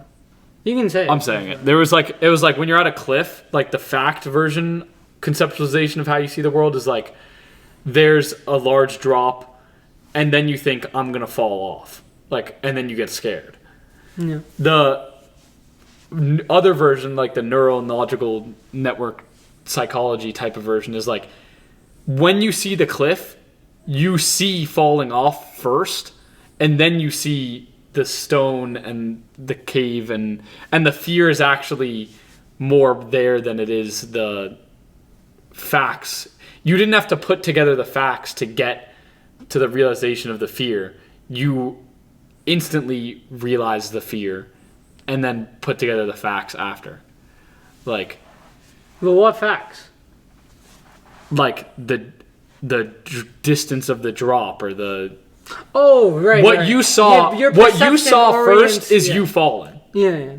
Not what you saw first is a cliff with a distance. Yeah, your perception orients your understanding of the world. Yeah. Yeah, exactly. And so the Yeah, question of... yeah. But you can derive facts. Because, we just aren't falling off cliffs all the time. Yeah. Well, there's something there. But regardless, let's assume you can derive facts. Science is a real thing. Yeah. The question of how to live in the world is a lot more interesting to me. Yeah, I agree. Than the facts of the world. And the facts of the world can supplement that. But I'm not so intrigued to go and do... Like, I'll do research if it calls for it enough. Yeah, no, there was a beautiful quote. It might have been a David Hume quote. He was like, an ought cannot be derived from an is, I think is what it was. Which is to say, like... it's something like a question that, of what you should do can never be defined by... What is? Yeah, but behind a scientific truth. Oh, of like science can't... You can't derive morality from science. Exactly from it. Yeah, exactly. Yeah. And so for me, yeah, that's because that's... Well, both are interesting to me, but I actually had this debate with like 3 physics PhDs at Juggling Club, explaining why. I'm like, the reason I think I am doing more humanities right now than I am math, because I definitely really did enjoy physics and math in high school, and even now I still enjoy it. But when I thought about pursuing it like in college or as a career, we would not be friends. I know. Well, the other problem is... Well, here's the problem. Just accepted it. No, but probably... Like, if I was interested in that and talking about that... Well, I don't think there's any way you'd be so interested in that you'd be nothing like you are right now. Yeah, okay, fine. Yeah, but... Okay, but the point is still that with that sort of science stuff, like... You'd just be calculating angular momentum for every punch. Yeah. Sorry, I just had to make that. But these PhD students, right? They've studied in college their entire time to get the base amount of knowledge to start a PhD on a thing that everyone has already done. Yeah. And like the problem with this is the reason that it's annoying is because you don't have enough. You can never have an opinion on it until you've become like hyper specialized. But with the humanities, like that now too. Well, I don't know. I feel like no matter what if a current event issue comes up, I can have an opinion on it right now. Or like the question... You can't. No one's going to take it seriously, though. Well, okay, but even the question, what is truth? Like, to me, it seems like any 2 people can come to... See, okay, I understand conceptualizations about this without having like expertise in like the field. I understand what you're saying, but here's the point, right? No one's watching. Okay. There's a reason. There's many reasons, but one of the reasons is we don't have 2 PhDs in philosophy while talking about philosophy. People talk about the Earth being flat, and people listen, and they don't have PhDs. So there's like a disconnect with your argument. Yeah. Okay. Fair. Because people listen to people about things about science. No, but. So is it like? Do you mean? No. The point is academics that the point is that you can participate. The point is that I can participate in the humanities right now. In what arena? I cannot Okay, it doesn't matter because I can't participate in dynamic systems in any capacity right now. No, I can't. You just make shit up. This is what I'm saying. What arena? Are we talking about academics peer reviewing your papers? Because you can't compete in the humanities like that either. I know what you're trying to say. I don't have the base knowledge to say anything about fluid dynamics. I have the base knowledge by being a human to talk about the humanities. I don't think that's true. I think you have the knowledge that you've accrued over your life experience so far and your actual curiosity about things in the world to talk about certain ideas in the humanities, but it's still not as nuanced as with regards to philosophy, for example, as someone with a philosophy PhD. And so it's just about the level. And that's why I'm saying what arena, because if we're talking about the public domain where anyone can listen, people listen to non-scientists talk about flat Earth, and they're talking about science. Okay, let me put a new idea forward. Sure. Mark Zuckerberg made Facebook at 18. Mm-hmm. Like, that was an idea that really actually happened, and he was 18 years old. Mm-hmm. Yeah. Like, what's your point? My point is that that's like a thing that anyone can participate in ideas, is my point. Yeah, but yes, not anyone. But not anyone can participate in hyper-specific STEM fields. But not everyone can participate in hyper-specific humanities fields too. This is what I'm saying. When you're talking about the literary analysis of post-colonial Marxist structures in the 20th century Nazi Germany, it's like, what do you know about? That's what I'm saying. Yeah, okay, fair. It's the same thing, and science is a little bit more specialized. Okay, fine. Let me finish. Okay. Science is a little more specialized across the board, which is why there's that higher barrier to entry. Yeah. But the humanities still has that. Okay, fair. In different ways. Fair. Instead of humanities, I should have just said talking about ideas. Well, but I'm not going to disagree with that. Yeah, that's true. But that's scientific ideas too. But I view that as humanities. Like, okay, in my info ethics law and policy class, the questions are posed as open. Like, anyone can write anything in their policy memo, and for all you know, the idea could be as valuable to anyone as Mark Zuckerberg's idea of Facebook was. Well, we can talk about value as its own separate thing, but as popular as it was able to get. Yeah. You know what I mean? But that's still based off of knowledge accrued. Like, Mark Zuckerberg had to know how to code. Okay, that's true. But really the expertise, well, not expertise, the achievement was in the idea of it, I think, more than the coding, for sure. But I'm saying someone can come up with an idea. For example, no one taught Einstein the theory of, what did he do? Relativity. Relativity, right. No one taught him that. Yeah. And he didn't learn it. That was just something that was an idea that he birthed. Yeah. And it was because he had a certain level of expertise from before that. But that idea was still new in that domain. And so I think you're right that everyone can participate in ideas. But it could be... what specialization that idea germinates into depends on what you choose to focus on. Like, everyone can participate, but how much you're taking seriously and how much value the idea has still depends on how much you know and how competent you are. At it, exactly. Yeah. I think we're curious, and that lends itself well to talking about different ideas. Okay, is there an argument that you can be good at humanities without pre-training, but not, or you can be better at it? You can be better at it without being trained than you can be better at science without being trained. But I'm saying science is more specialized across the board. Okay. But I think you have an aptitude for things like the humanities, which is why you're saying that. There's a lot. Like, I can think that literature is just something that people should be able to do, but a lot of people can't analyze stories for shit, and that's not. That's just a different. That's just a difference of skill. Yeah. And I don't know where it comes from. Skill issue. Nature nurture thing. Yeah. When I can analyze the flashlight scene, but they can't. Skill issue. Well, because I disagree. Like, I think you are not just someone that finds it easy to understand concepts related to philosophy and ideas because it's easy for anyone to. It's because you've worked at it, you've thought about it, you've spent time on it. I don't think anyone off the dorm here would be able to have the same level of Do you think the people we have dinner with just stare and listen because they, have so much to add but they just don't feel like it? Like, I know I'm kind of like sucking us off here, but like I like with that specific thing, but then if they're talking about thermodynamics, reference to something, I don't. First of all, I don't give a shit. Yeah. But also, I can't add much. Yeah. Like, I just don't. I don't have the skills. Yeah. I don't think it's that easy That's for fair. anyone to just Yeah, come that's in. fair. I think we'd have to, get them involved.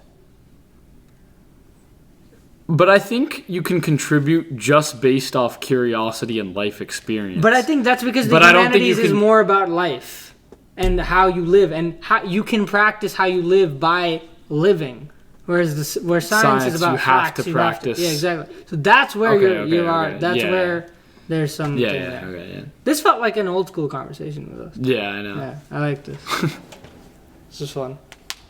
Because the whole facts versus values thing is something I'm very interested in, and something that girl completely shook Denies my not denies it or anything, but just her existence in my life shook my entire foundation of that. Yeah. I was like, bro, what am I doing here? Is everything I believe stupid? Yeah. It was such a weird experience for me, but no, I am not wrong because what I believe is based on the greatest minds of the 20th and 21st century. So Yeah. don't stop.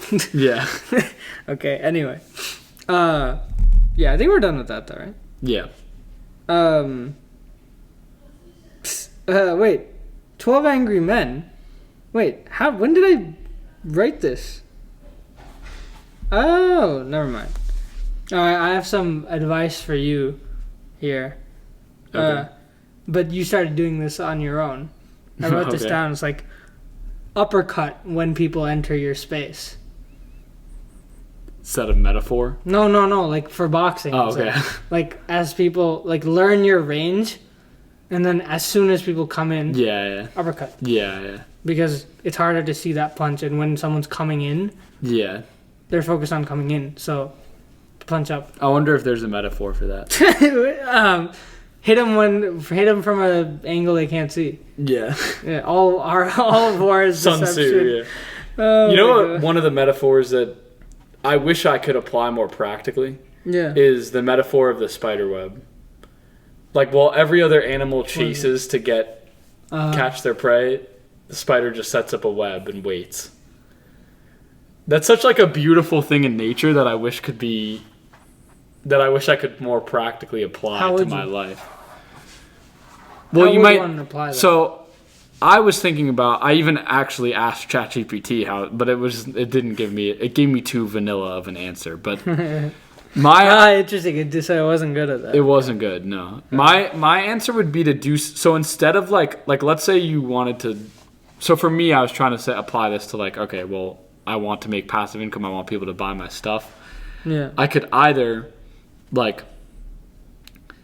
set up let's say I make juggling videos and sell juggling balls. Mm-hmm. I could either reach out to people and see if they want to buy it. That would be animals chasing their prey, or I could make tons of YouTube videos giving tutorials and rank on the top of each one.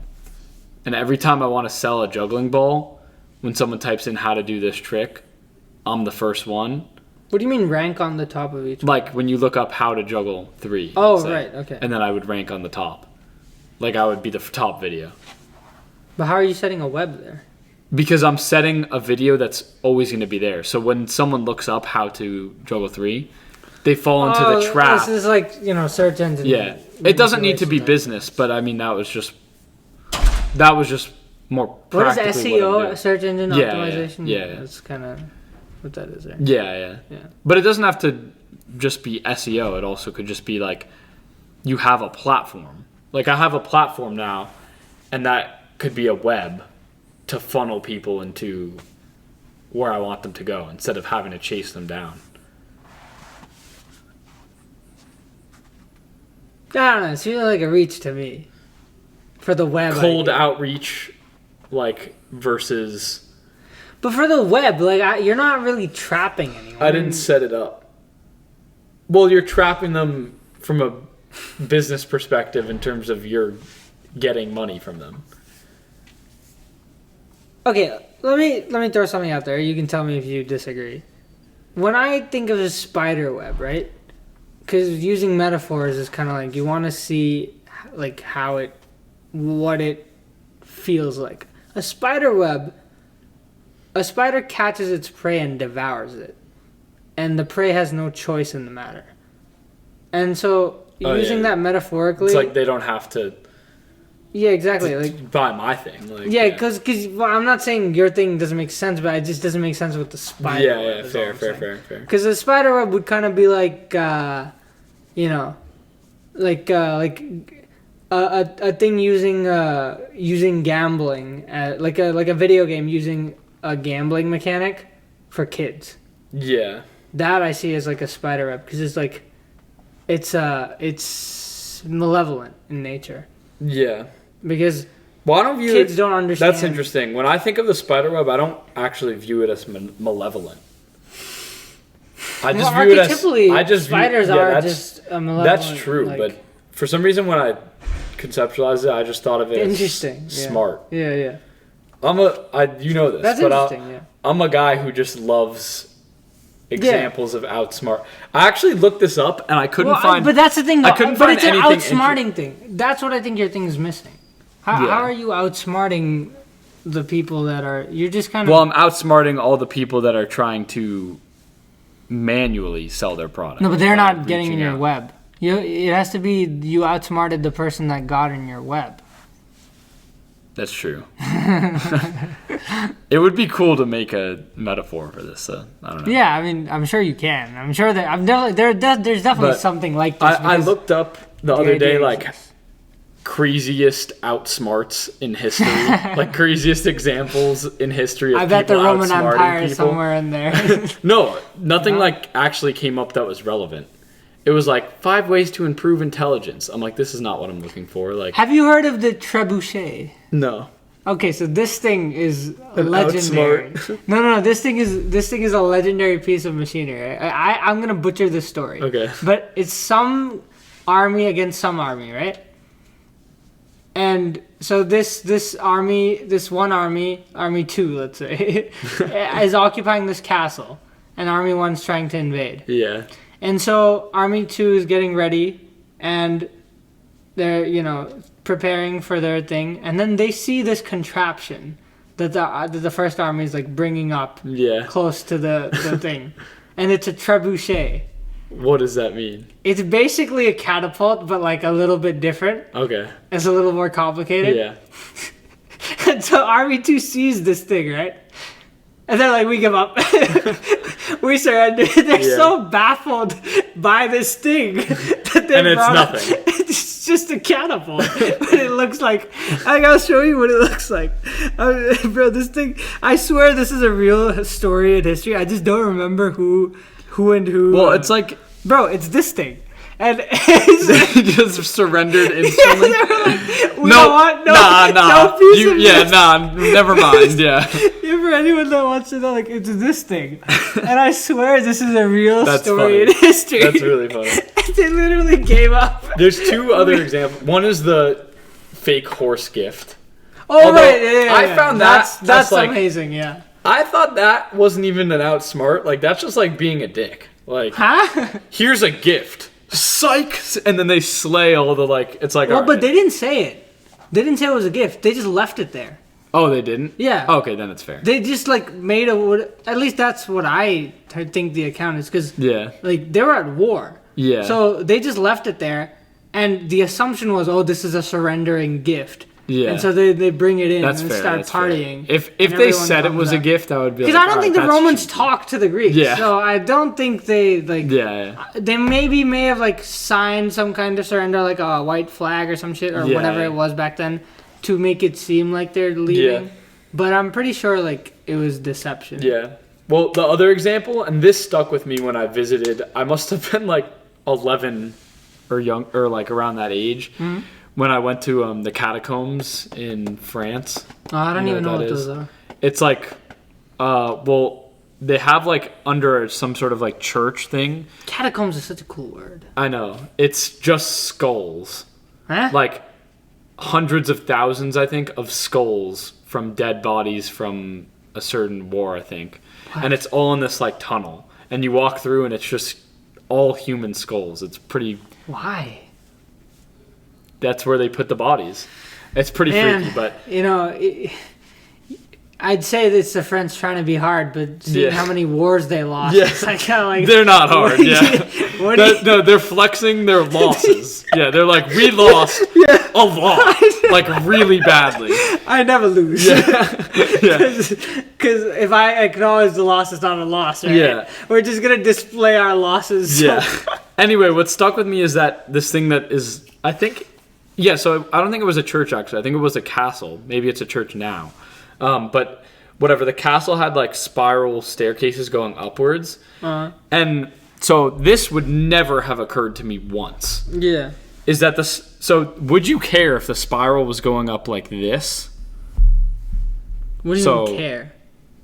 Like if you were designing your castle, would you have the spiral staircase go up clockwise or counterclockwise? I don't think I'd think about it. You wouldn't care, right? I don't think I'd think about it. They specifically made it clockwise so that when you're going, because basically everyone in that time was a righty. So if you're going, I've heard of this. Yeah, I know that. I've studied all the war tactics. The tour guide brought that up, and I was like, yeah. No, that's good. Like, fuck. Because how the fuck? It's so true. Like, imagine you're walking up and you draw your sword out, and you're like, but there's just a wall. Like, imagine I'm trying to like. And they can hit you because they're on the right. They can just have the whole No, because I was like, how I know this. Fuck. This is so amazing. You know how I know this? I read a fiction book about this where the author used this tactic, but the fighter was this legendary fighter who was left-handed.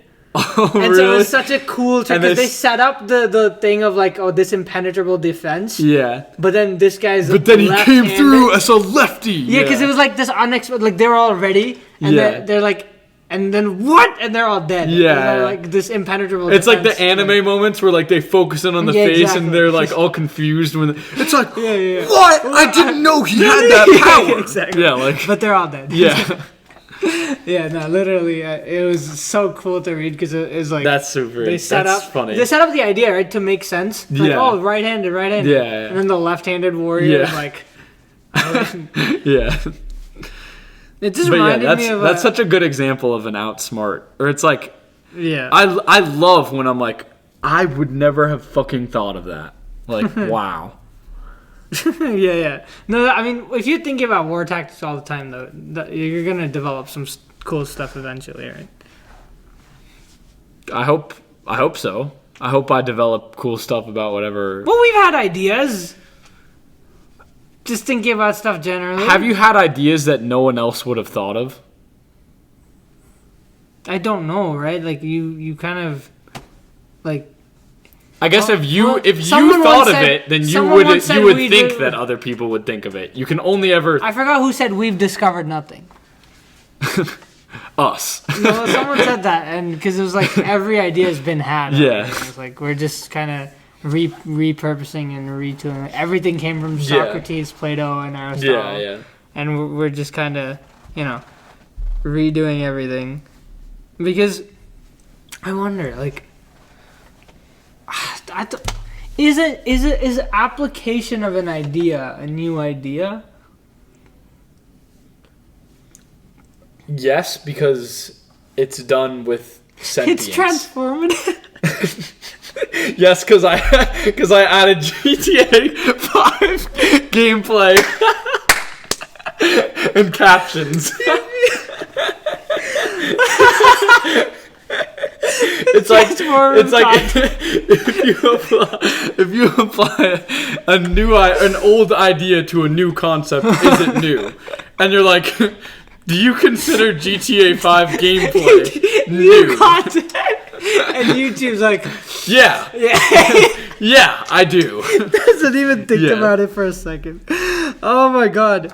I'm looking through some this to see like cool stuff. It's like, I'd rather be disappointed than not believe in anything. I don't know why I wrote that, but it's a cool line. That's cool. That's not bad. I think I'm hard. Sheesh. I hate this shit so. What is this? It's ice in the veins, bro. Ice in the veins. I hate this shit. What people were doing? So I was like, what the fuck does that mean, bro. What do you mean? It's pretty dumb. Bro, because, a lot of the people I saw doing it were doing it ironically. But then, the ones that aren't, it's like, what are you doing? Yeah. What is this? Yeah. Why are you shooting yourself? What the fuck? It's ice in the veins, bro. Where's the ice? Is this like a temperature check? I don't even know. We should look up the origin of the ice in the veins. One idea I had. I wonder what you think of this. I can't. Bro, my cheeks hurt from the from the GTA 5. That's so funny. That's a good skit. I'm writing that down.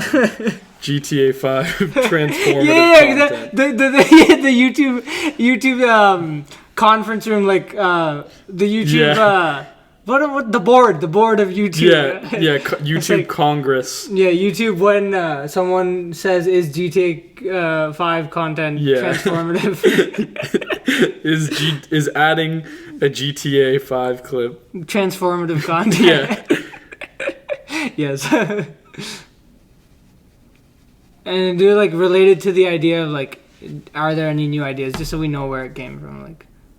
Is anything we come up with new? I told Cooper this idea, and he was dying. Dude. When I explained to him the idea, he was rolling in laughter.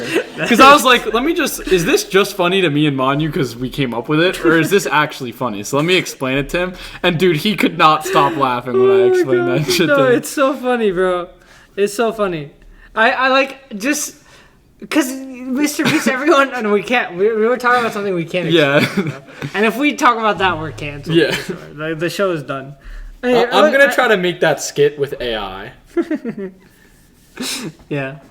One of the biggest reasons I want an influence is so I can meet and talk to certain people. That's a good. Me too. Yeah. Just because no one wants to talk to me right now. Yeah, I want to be. Whatever quality it takes to be able to talk to Joe Rogan, Jordan Peterson, etc. Bro, he's gonna die before I know. That's the problem. It's so he's already almost died 4 times. I know. In the last. How old is he? In his 60s? It doesn't matter because he has so many problems and bro, I was listening to an interview with him and Piers Morgan. I saw that. Yeah. I saw it, bro. I already knew all the stuff, but just listening to it again. Man, he's gone through some shit, and his daughter too. His daughter had the worst case of worst case of arthritis. Yeah. Ever recorded by this big Toronto hospital. Yeah. And she had to have 2 joints replaced when she was a kid. And Jesus Christ, man, that's and oh my God, what he said to her, bro, that's so powerful. I know. I honestly was thinking about what he said. Let me tell you. So. He had a conversation with her, and it basically went along the lines of, and he basically said this to me when I found it, because that's how I took it, and it helped me so much. It's you're gonna have to have a tough life, and things are gonna be really hard for you. There's gonna be days where you don't want to do anything. There's gonna be days where you have to do something, and you want to use your issues as a crutch to avoid doing that thing. Don't do that. Don't use your problems, justified as they may be, as a reason to not do something, because then you're not going to be able to, you're going to start to lose the distinction between what you can do, what you can actually do, and where your problem is so intense that you can't do it. Because some days you actually just can't move, maybe. Yeah. And, then obviously you can't move. What are you going to do? You just got to wait it out. But if you start lying, if you start using it to deceive us, then you won't be able to differentiate. You won't be able to tell. And you're just adding that. Yeah. You don't need that. You have so many problems already. Yeah. You don't need that added layer of problems. And to tell that to a 7-year-old, it's Yeah. Man. Yeah. I was going to ask, how will you react when he dies? I can't think about that. I don't want to think about that.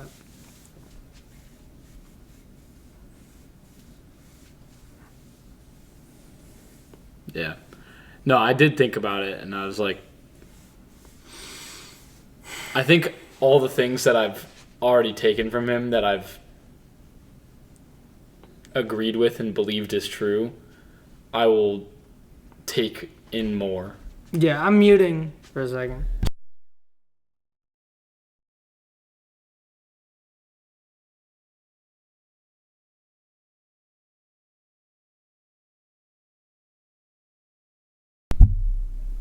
So, I don't know. Like, I mean, yeah,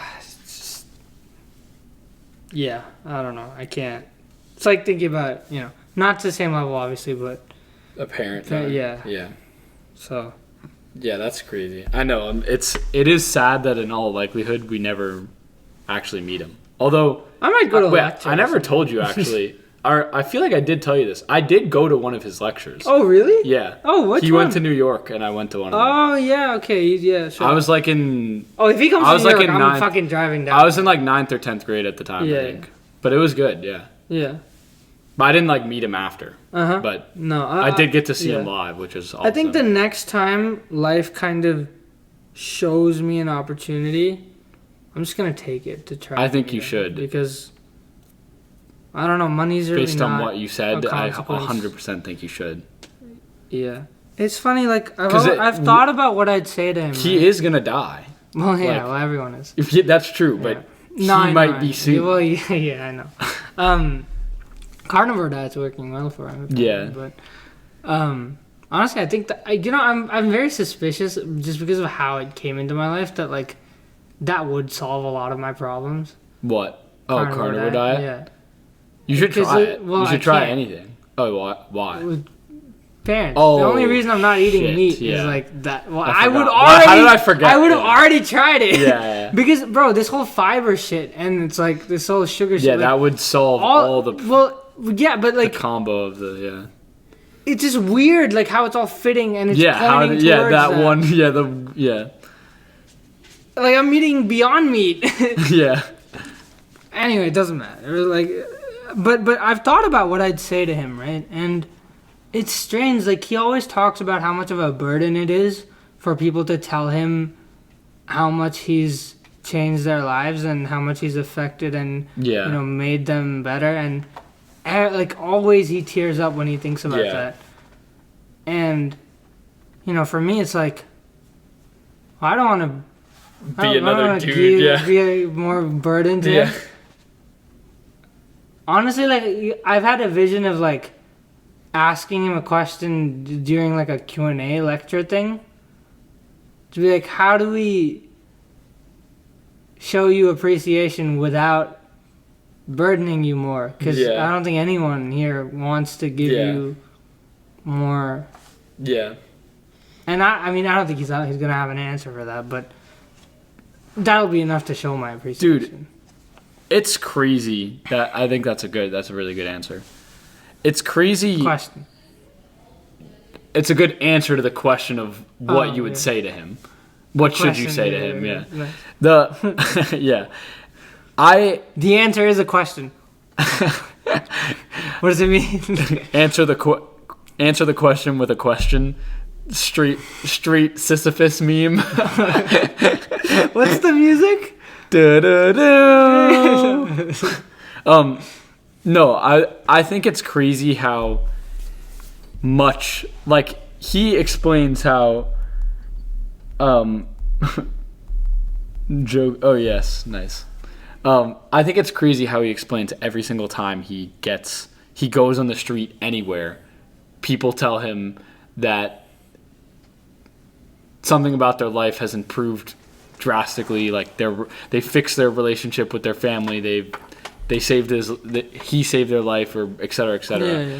Like, I can understand why he gets emotional every single time. And even for me, sometimes it happens on a much smaller scale. Yeah. But I get DMs, and this is crazy. Well, Although I will say this is different because I started my juggling channel with the intent of getting fame and money and not helping people.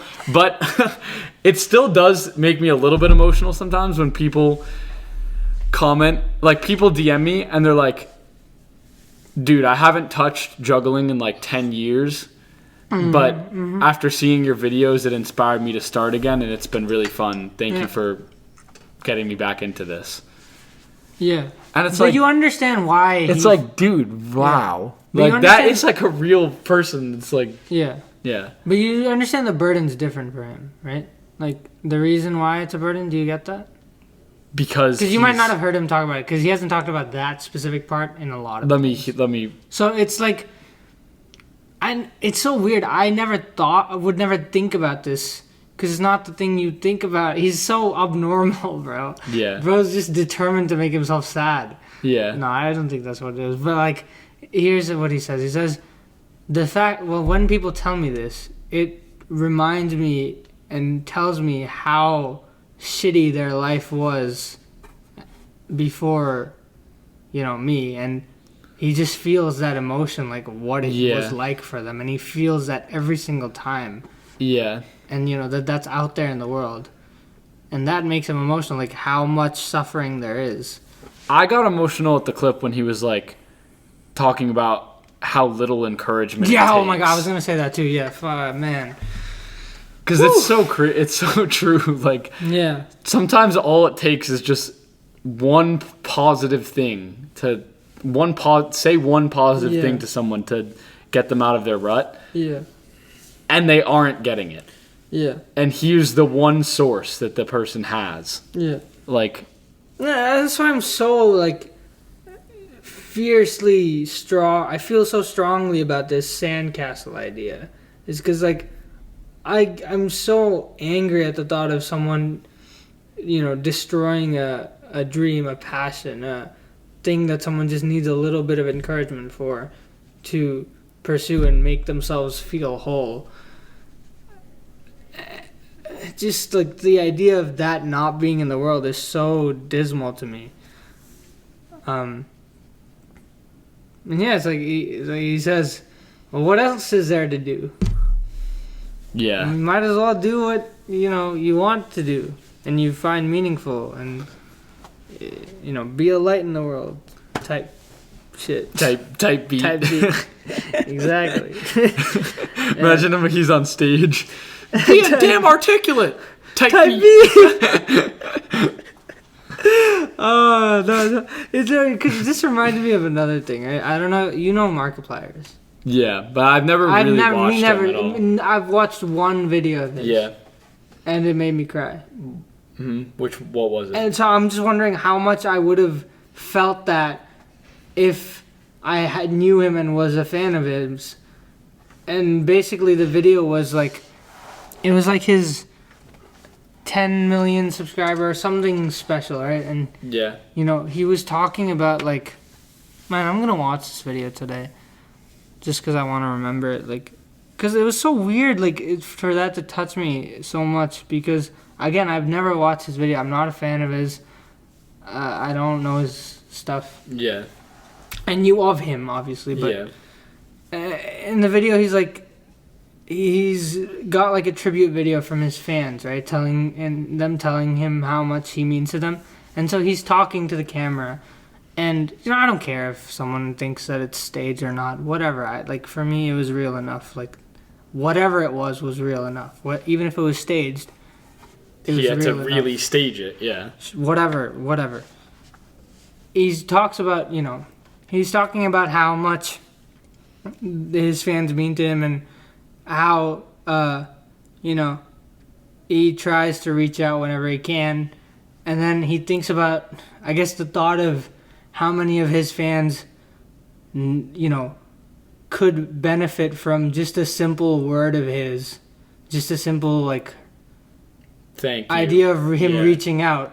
Yeah. Or, maybe they're going through something and he could help them because of how much he means to them. But he can't reach 25 million people. And he just breaks down and starts crying.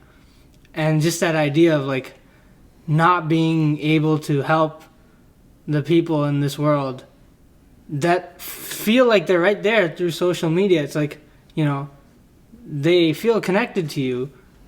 And if someone's going through something, a word from your favorite YouTuber would mean so much, but he can't do that to 25 million people. And that just breaks him, apparently. It looks like it does in that video. And that emotion hit me so hard because I was like, man, you know, there's a lot of people in this world that I probably could help. In that moment, I thought that, you know, like, there's a lot of people I could help. Even as the unaccomplished, you know, undeveloped person I am, I could still help so many people, and I'm not. And so that just hit. Yeah. And it just reminded me of feeling that kind of pain from people that you don't really know. Well, that's very interesting. It reminds me of this, you know, Logic. Yeah. So you know his like, I work song. hard every motherfucking day. You know his song that's like just the name of the song is like the Suicide Hotline. Oh, I love that song. But do you know how he came up with that? How does it start? I don't want to be alive. I just want to die. I don't want to be alive. Yeah. Do you know how he came up with that? Now let me tell you why. All this other shit I'm talking about, they think they know, and I've been praying for somebody to teach me. So I forgot. Do you know why he made that song? No, yeah. So he had fans reaching out from his past songs, and they're like, dude, like, your music saved my life. Yeah. And he was like, holy shit, like, my music saved their life. Like, this random person across the world, my music saved their life. And I was just making music without even, I wasn't even trying to, you know, talk about that or do that. And he was like, what if I could it's like, I could save people's lives without even talking about it. What if I made a song with the intention of trying to save people's lives? Because he was doing it without even having that intention in mind at all. And so I feel like even if you can't, he didn't reach out to each person individually and say, you know, hey, nice to meet you, fan. Hey, nice to meet you, fan, and do that.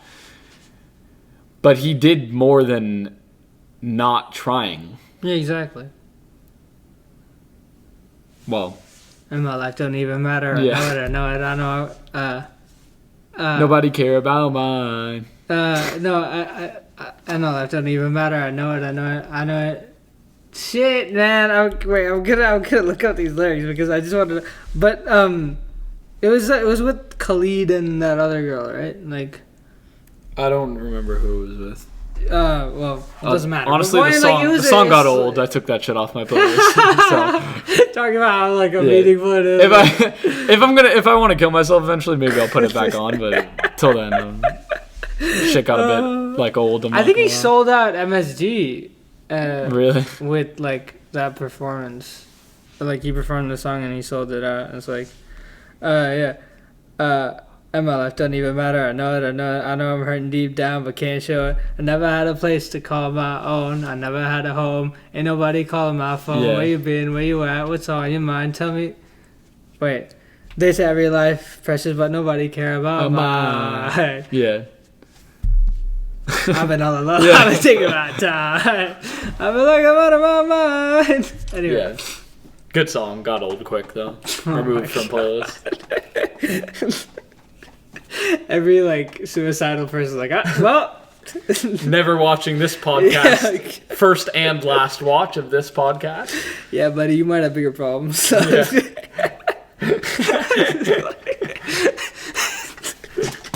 That's crazy. It's okay if they knew it'd be fine. Yeah.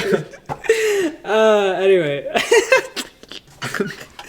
I had another thing to bring up, which was just kind of dumb because, bro, I had this idea one time, right? And then I forgot it, and I was like, "Oh shit, man, that was a really good idea." This was when I was really young, and then years later, I remembered the idea. I was like, "That's such a stupid fucking idea."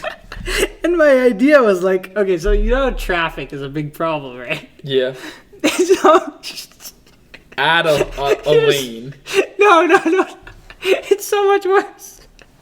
My idea was like, okay, the reason traffic is so, one of the reasons traffic is so bad is like, once it's a red light, once it goes green, the first car starts moving, then the second car, then the third car, right? So you have like a timer where 3, 2, 1, go!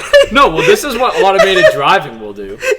And it will reduce. Yeah, but I didn't think about it like that. You thought about like literal humans that are somehow all gonna coordinate and not crash. Like dude's on his phone. One guy on his phone just gets fucking rammed by like 30 cars. Like. You didn't go, bro. Yeah. You had to go. No, that's literally the thought I had now. Like it spills his coffee. Like, oh, my bad. I think the coffee's not the biggest problem there, but it's the 40 cars behind him that all got fucked because he wanted an extra swipe on Tinder. It's like, not just the one car. Yeah, they all get fucked. This is such a bad idea.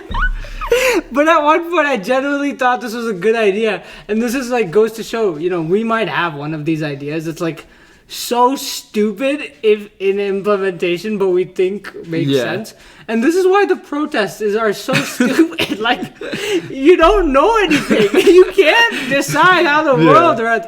Like, when JP said for the first time, you can't make policy about what other people should do if your room's a mess. Yeah. Like, that, you can't do that. You don't even have the smallest microcosm of your life in order. And I looked around my room and I was like, damn it. He might, He might have a point. Yeah. It's just like... Well, you know what would actually solve this, though? If I watched a video on this, so I'm extremely knowledgeable. The real idea. The real thing is, if everyone left an equal distance between the car in front of them and the car behind them, and followed the rule of, like, for every 10 miles, there's at least one car length in between, then you actually would be able to do this.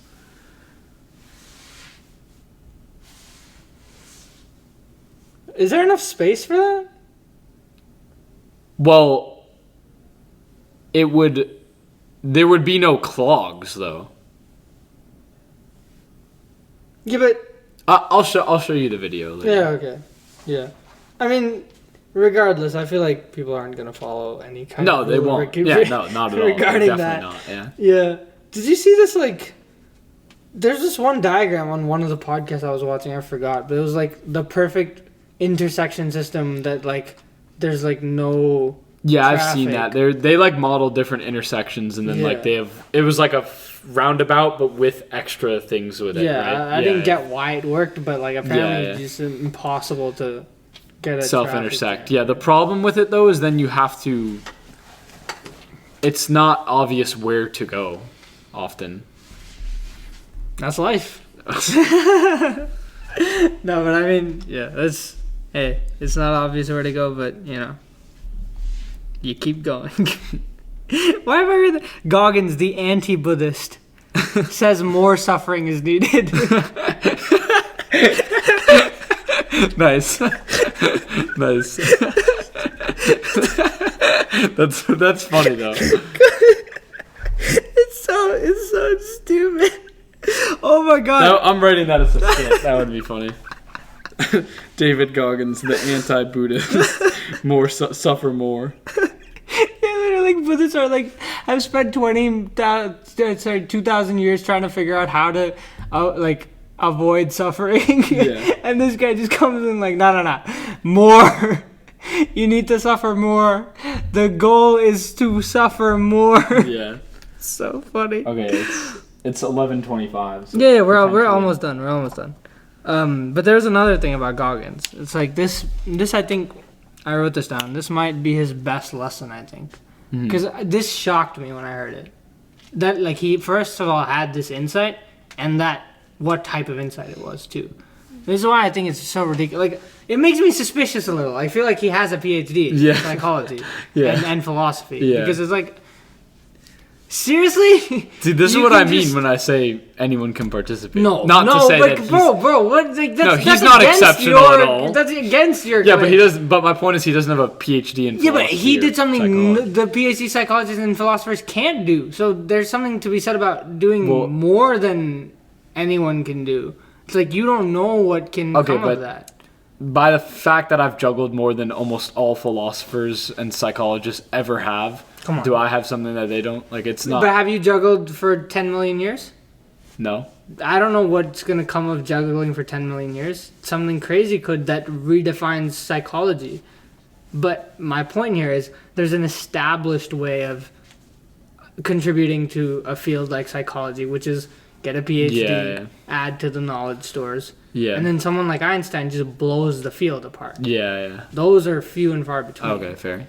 But we already established this. Like, humanities is about living life, and you practice living life by just living your life. So that's why more people can but I would also say input on to add, though, everyone has would you agree with this? Everyone can learn. Everyone knows something that someone else doesn't.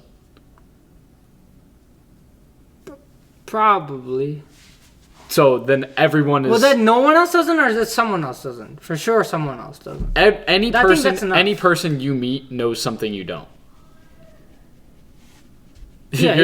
Okay, So you have something to learn from everyone. Yeah. Okay, so everyone has a gap.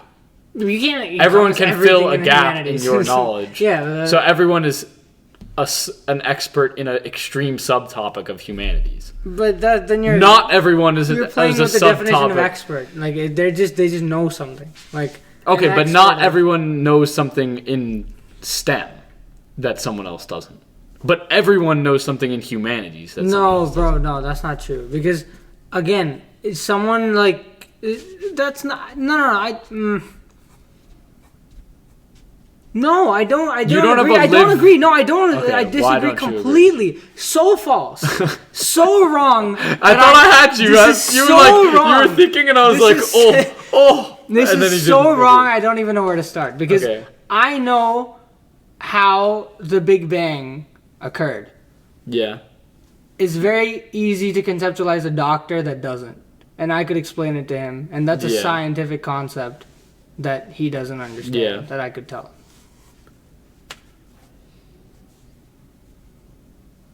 An expert is someone who has a wide variety of knowledge within a certain field. Now, you can't say expert within knowing the color red is. You know, like that's just expert playing with a definition. In attempting cross-column box, but with a left-hand dominant start with even 3 and 4 bolt. It's like okay. Well, even that's a skill that you have to develop. Though. Yeah. Then that's more forgivable. But like expert of like, oh, I learned this one thing one time. And it's like, I'm the expert of like. Being on the bench at 12:03 on a Saturday, May 7th, or I got the perfect one. Knowing the second word of page 20 of Man Search for Me. Yeah. It's like, okay. All right, buddy. Yeah. But I don't think we have a problem here because your point was basically, the humanities are more accessible than the sciences, and I think they are. Yeah. But I think the peaks of the humanities are less accessible than the peaks of the sciences, honestly. Yeah. But someone's going to have a problem with that for sure. Anyway, Goggins' best lesson, and we'll end with this before... Cooper. I don't think Cooper's going to care, but he's already clicked off. It's past his bedtime. Goggins talked about... And I was, again, surprised by this insight, which was ridiculous. The fact that he both thought about this and was unfazed. It's like, he was talking about how, he was like... Motherfuckers always tell me, Goggins, what are you going to do when you can't run anymore? Because apparently it's like such a big core part of his personality. I saw this, And he's like, motherfucker, I'll swim. Yeah. And it's like, I know how quickly life can take something from you. Yeah. And, I am not... And he's known for his running mostly. Like, that's one of his defining characteristics. He's running somewhere and talking to the camera. Yeah. And the fact that that's not something that he's bothered about. He's like, I will do whatever it takes to be the hardest person on this planet.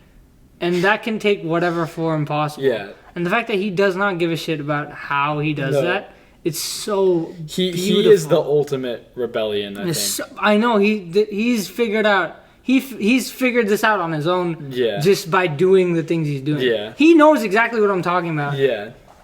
Like, he definitely knows that. Yeah. And he's doing it on his own. he serves as a great example for me and like this whole idea because it just works. Like he's showing that you can extract meaning from doing shitty things. Well, anyway, quote book. Pick a number, bud. 7. Did you not pick that last time? Did I? Oh yeah, you literally picked that one last 6. time. What? Okay. Find what you love and let it kill you. Charles Bukowski. Who's that? A writer. Oh, okay. Everyone's a writer. No, like a writer, okay, right? Like a poet, like fiction, like a poet, like a Kurt Vonnegut type guy. Sure. Type beat. Literary writer. Yeah. He's very famous for having like I talked about him in the Cooper, Me and You podcast. He was the guy that was I remember. Yeah, if you're gonna do something, go all the way. Yeah. Like, and this is kind of related to that. Find what you love and let it kill you. And so you can see that a few different ways, but one of it is, whatever you find passion in, whatever you find the most valuable in this world to do it until it kills you. Do it relentlessly, unapologetically, sacrifice everything towards it. I view it as like let it consume you. Yeah. Whether it takes your life earlier than it would or not. Well, let it kill you. Yeah. It's like it might not. Yeah. But let it. Yeah. Which I don't know. It's literally what JP is doing. Like idea. he has this ginormous burden and stress, and is still continuing. Is doing everything he can do to continue it. Like, I don't know. I don't know about this one, but it's powerful. Like maybe I'm just being a pussy, but it's Bukowski. Like Bukowski affects me, and every time I read Bukowski, it's like I'm getting called out. Yeah. Like Anyway. Good stuff. Good episode. Pew pew pew. The ear went crazy. Peace. Yeah.